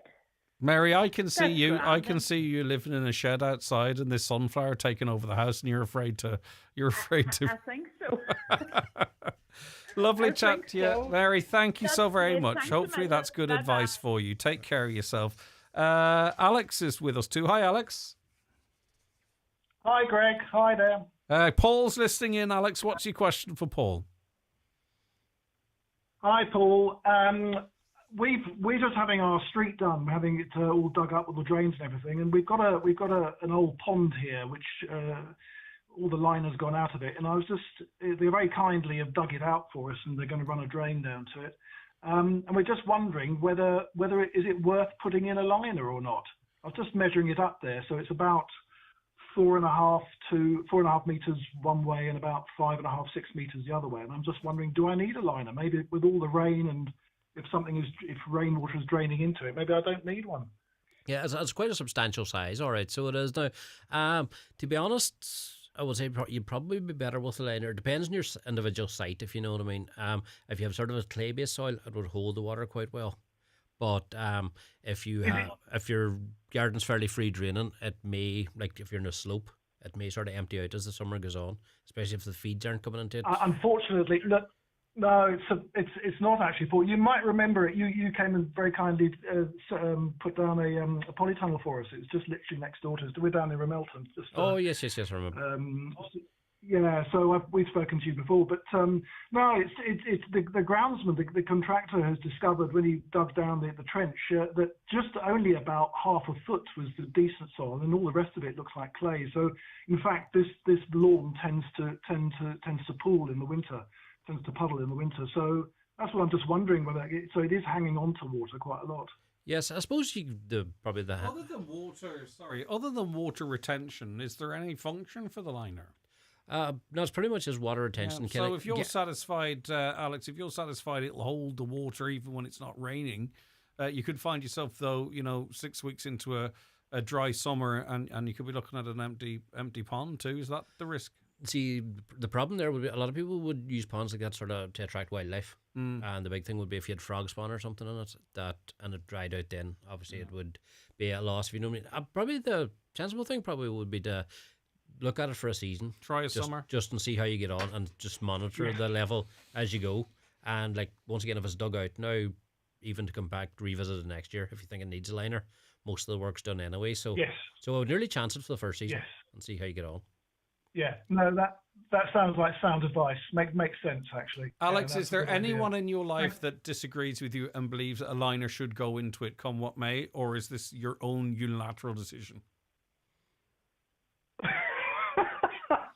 Because I'll tell you No, why. my I'll tell you Go why, on. right? Because this sounds to me, and you can tell me if I'm wrong, it sounds to me that someone in that house has a different opinion to you, right?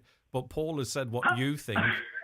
That's what I'm getting. That's the vibes I'm getting, Alex. Am I right or wrong?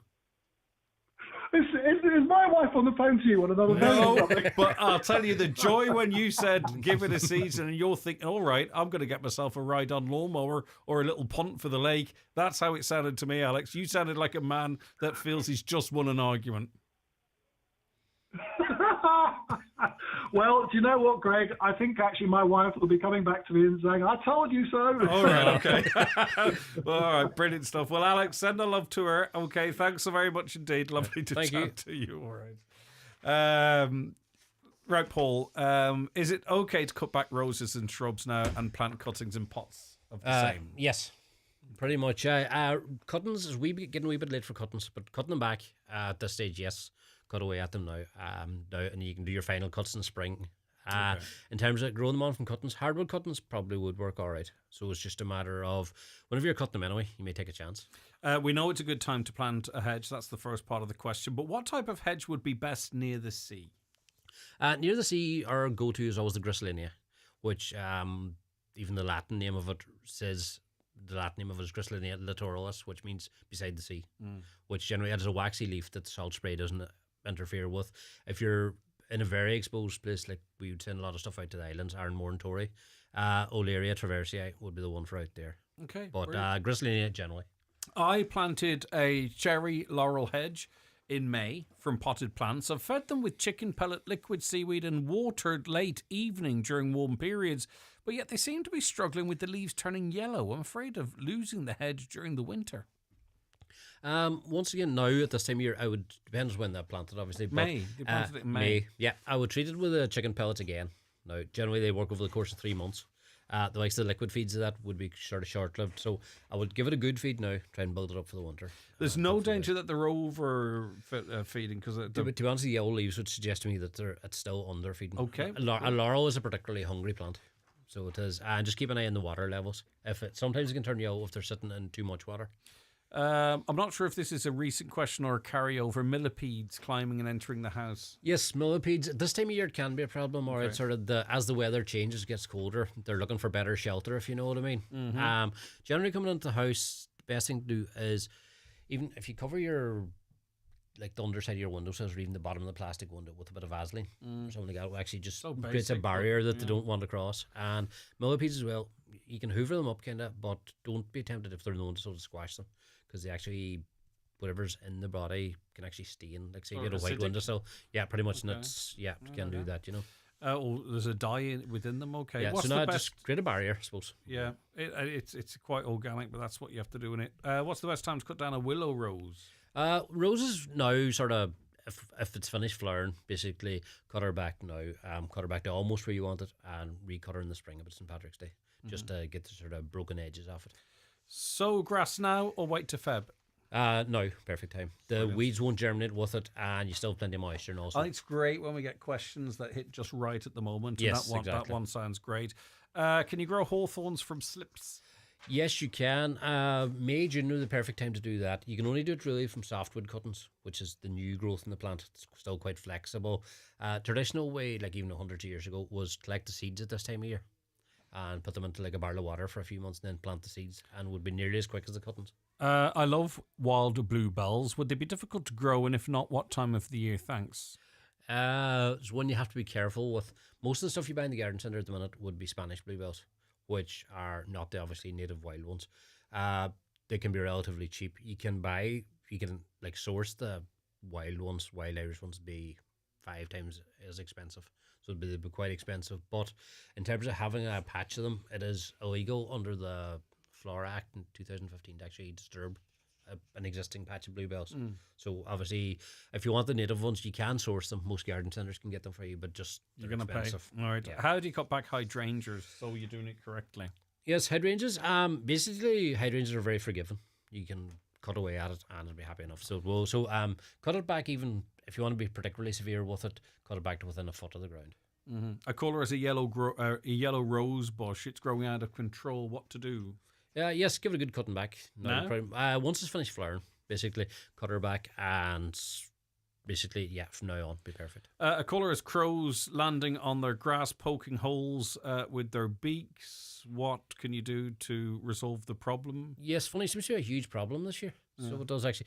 Well, the weather was quite dry and lawns were very dry. And basically, them 2 weeks rain we had have seems to have activated whatever's in the soil. The crow's not after the lawn, the crow's after some manner of insect that's in the lawn. So basically try and diagnose that first and solve that problem. But crows are also notoriously curious, and if anything's happened to your lawn, like even sometimes if you fertilise it, it can actually it just changes the lawn, and the crows will come and investigate then if they find something. So it can be a temporary thing. If you want to keep them away and break the habit, if you get some sewing thread and just run it over and back the garden, even a few sticks, they're wary of getting near it. So that would probably keep them away. But it's generally something like that as an insect is in the lawn that they're after.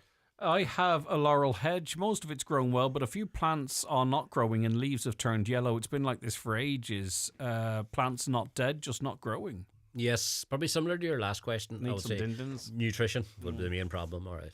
I have flowers in the garden that I want to move and replant elsewhere. Could I do that now, or when is the best time to do it? I'm afraid the frost might kill them, as many of them are mature plants. Yes, I suppose it very much depends on what sort of plant it is. As we discussed earlier, if it's perennials, now would be a good enough time to move them and sort of divide them if you need to. Shrub-wise, if they're sort of deciduous, I would leave them another few months. Frost won't really do them any harm. So just don't do it whenever the ground's frozen. But a lot of the sort of shrubby stuff likes in the dormant season, so it likes in the winter time for moving. But maybe asking your local garden centre, take a few photos, and they should be able to advise. I have a vine in my polytunnel, and it has a lot of black grapes. How do I cut it back as it's taken over the whole tunnel, and when? Yes, funny, grapevines can be very vigorous, so they can just absolutely take over a tunnel altogether. I actually did hear that through the grapevine, believe it or not. Oh, very good. But no, generally, if they have a lot of black grapes, obviously whenever they're mature, harvest away at them. And they're grand, what I cut, enjoy them. But in terms of cutting back, you have to wait till it goes absolutely dormant. So the ideal time would be January, February. Okay. And probably, once again, YouTube would be your friend in terms of what. But at that time of year, you can actually see the whole structure of the plant. So you can actually see where you're going. Yeah. Okay, just time for one more. Some very nice geraniums that I'd like to keep over the winter, but I'm not sure they would survive frost. Is there anything I can do, such as dig them out and put them away for the winter? Yes, geranium is perfect plants. I suppose they were always the traditional sort of garden plant everybody's granny had in the garden. The main benefit of them was, at this time of year, you can actually dig them up, pot them, bring them in the house, overwinter them in a windowsill, and back out again in the spring or sort of into May, if you know what I mean. But no, just dig up, make sure you take plenty of soil with you, and put them in a decent sized pot. And they'll be happy enough in the house over the winter. Brilliant stuff as always, Paul. Listen, we might end up chatting over the course of the winter with different bits and bobs that may well come up. But thank you so much for joining us throughout the season. Really appreciate it. Thank you for the nice wee gifts here and there. I've got myself a nice little McLaughlin polytunnel hat. I love the way you're trying to frame it as if it's nice for me, whereas I'm just going to be your walking advertising hoarding really now, isn't it? Yes, well, that's that. It's beneficial to both of us, shall we say. Listen, thank you so much for everything, as I say, over the spring and summer, and we'll chat very soon. It doesn't belong going around, does it? Absolutely. We're going to be talking about daffodils in no time at all. All right, Paul McLaughlin of Ballochdur Garden Centre. Call in and see Paul and the crew there. If you have any questions or any of our amazing garden centres that we have right across the region, they're all great, all have really friendly staff, and will look after you. And we'll be back with more shortly. Looking for a career in Donegal with real purpose and growth potential? Tata Consultancy Services, proud winner of Workplace of the Year, is hiring customer service professionals. Be part of a passionate, innovative team with great opportunities to grow your tech career right here in Donegal. Apply today at tcscareers.ie. That's tcscareers.ie. Are you going through intense treatment, alopecia or hair thinning? At the Donegal Wig Centre and Patrick O'Day Hairdressing, we have over 30 years' experience helping people feel themselves again. In our private consultation suite, we have the largest selection of beautiful wigs and hairpieces in the Northwest, and we're HSE approved. To arrange your private consultation at the Donegal Wig Centre in Letterkenny, call us today on 91 25476. Looking at the Kia Sportage? Call to Heron Auto Donegal, where for just €1,500 more than the diesel model, you can upgrade to a hybrid automatic with a bigger boot, spare wheel option and finance from just 3.9%. Drive smarter, drive further and drive with confidence with Heron Auto Donegal Town, your trusted Kia main dealer. Book your test drive today at Heron Auto or visit heronauto.ie. At Centra, we're bringing a little Naples to Navan, a little Milan to Monkstown and a little Rome to Rosslare with their Italian event. With great offers, like Barilla Sauce Selected Range $2.50 each. Lore Instant Coffee 150-gram range €7 each. Plus Peroni Amberetti 12-bottle packs €16 each. Centra. Live every day. Enjoy alcohol sensibly. It's Cabaret 25 at Harvey's Point. We start again on Wednesday, September the 3rd, and every Wednesday until November the 5th. An amazing lineup of stars, gourmet food, the warmest of welcomes, and all in the beautiful surrounds of Harvey's Point on Lough Esk, Donegal Town. Book today 074 972 2208 or harveyspoint.com. The Harvey's Point Cabaret, a night not to be missed. Spoil your pet with Homeland's Big Pet Event. Save 10% off all cat and dog food. Save 15% off all wild bird tables, feeders and accessories. Save 20% off all harnesses, collars and leads. All this and more until Sunday 20th of September. Visit homeland.ie. Free standard delivery when you spend over €49. Highland Radio weather updates brought to you by McElhenny's. With new season styles arriving daily, discover the latest fashion, footwear and accessories for autumn in store or shop online at mcelhennys.com today. So, mainly dry day today with good swells of sunshine. Just the chance of the odd light shower. Highest temperatures of 14 to 17 degrees, which is completely different to the weather forecast they sent me earlier. Because that talked of rain. Okay, my apologies. Don't know what's going on. But that's the weather forecast, and you can trust that one. Right, now Anne emailed us and said, and I can't read it all, since my email to you all on the 14th of September, and this is, well, anyway, it'll become clear as I read it out. I've heard from some TDs, Paul McLaughlin, Pierce Doherty, Charles Ward and Councillor Micheál Colm McGillen-Aspig, who've written to the ISPCA and or Minister Hayden requesting an investigation into response to action against an appalling decision and situation. The ISPCA has predictably just regurgitated its weak rationale and stance, not even bothering to update or amend its media statement, which I think says a lot.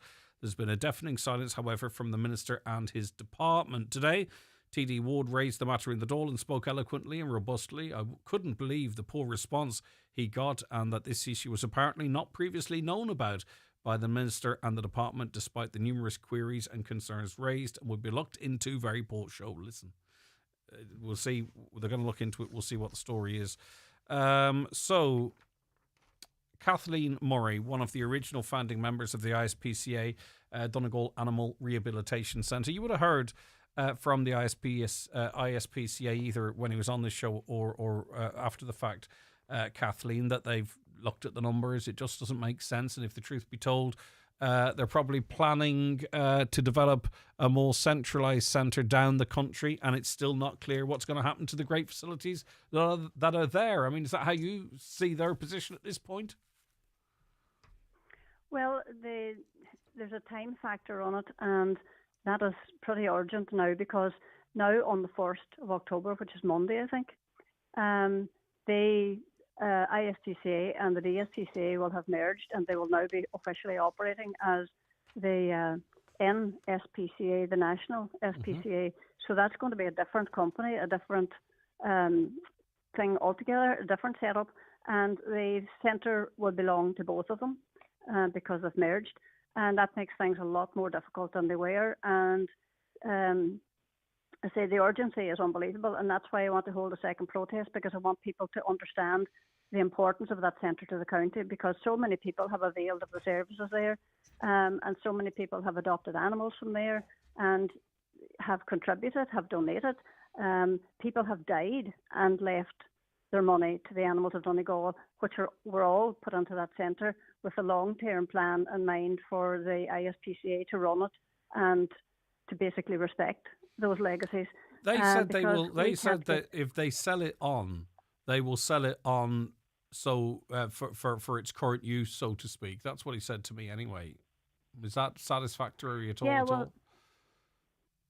Well, selling it on is going to mean that they're moving out of the county, apart from the inspector.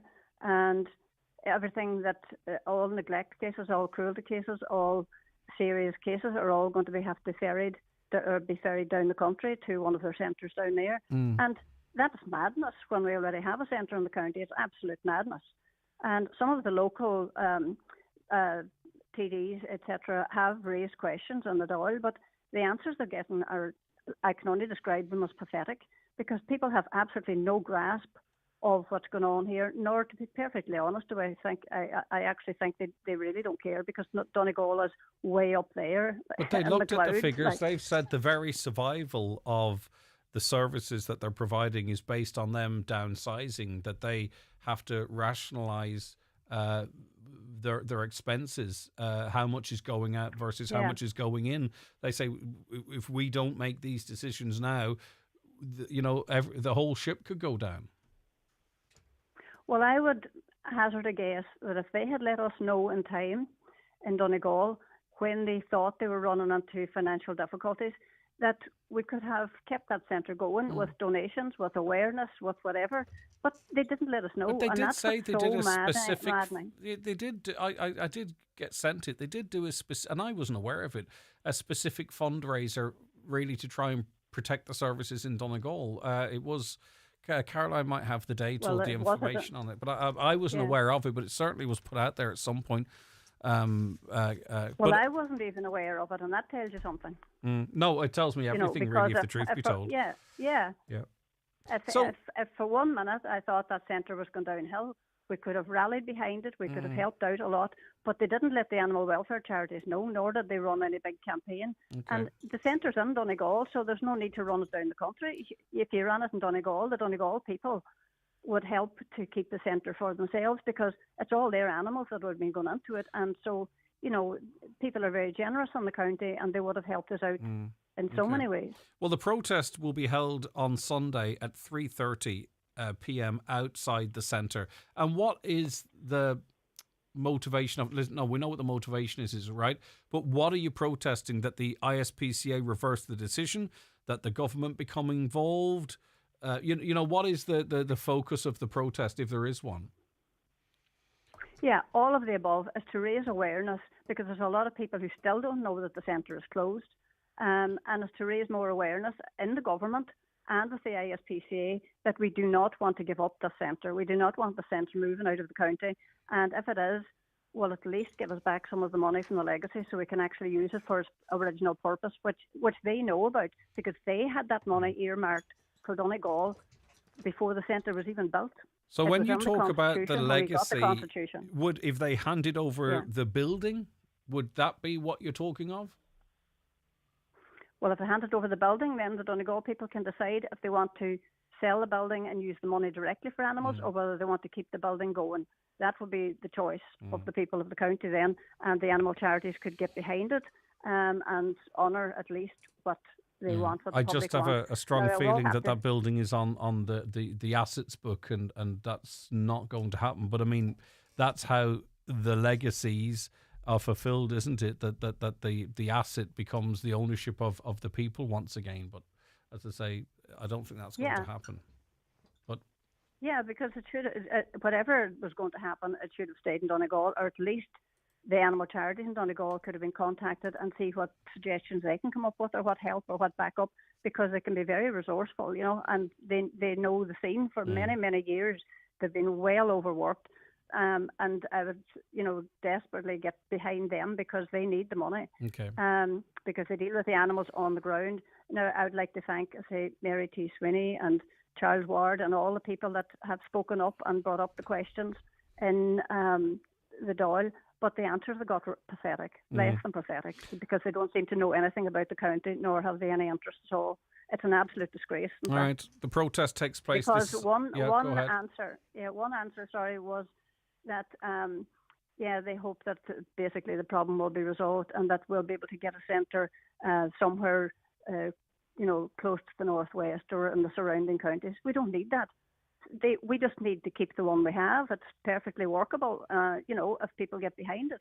But the one we have is the one we want. We don't want to have to travel to Sligo and Leitrim and Longford. But what about wherever animals else, in with Leitrim and animals that are Longford? unwell. And what about animals that are in Leitrim, Roscommon, North Mayo? Do they not deserve convenient access in a more central location? They absolutely do, and that's up to the ISPCA. And the ISPCA, they're the ones that started all this. So they're the ones that should actually provide a centre for them, because our centre was provided by people who left their legacies and their wills for the animals of Donegal, and that's all we want to honour, is just give them the money that they deserve. Okay, Kathleen, there's also a change.org petition, Save Our Donegal Animal Rehabilitation Centre. You can search that out or check Kathleen's socials. Thank you. And that protest, if you're interested, is at the Donegal Animal Rehabilitation Centre, which is now closed. It's at 3:30 p.m. this coming Sunday. Right, John Breslin is going to be broadcasting around the Northwest live from the Finn Valley Centre. It's part of the DCITS Sports Day. That's the Donegal Community Inclusion Training Services. It's a HSE-led day service that serves adults between the age of 18 to 65 with intellectual disabilities. And it's live, coming up after 12 until 2:30 p.m. And there's a sports day running between 11 now and 2 p.m. So get along to that and say hello to the crew and support the team there. We'll be back with you tomorrow morning at 9 with the Friday panel, etc. Join us then. Have a great Thursday.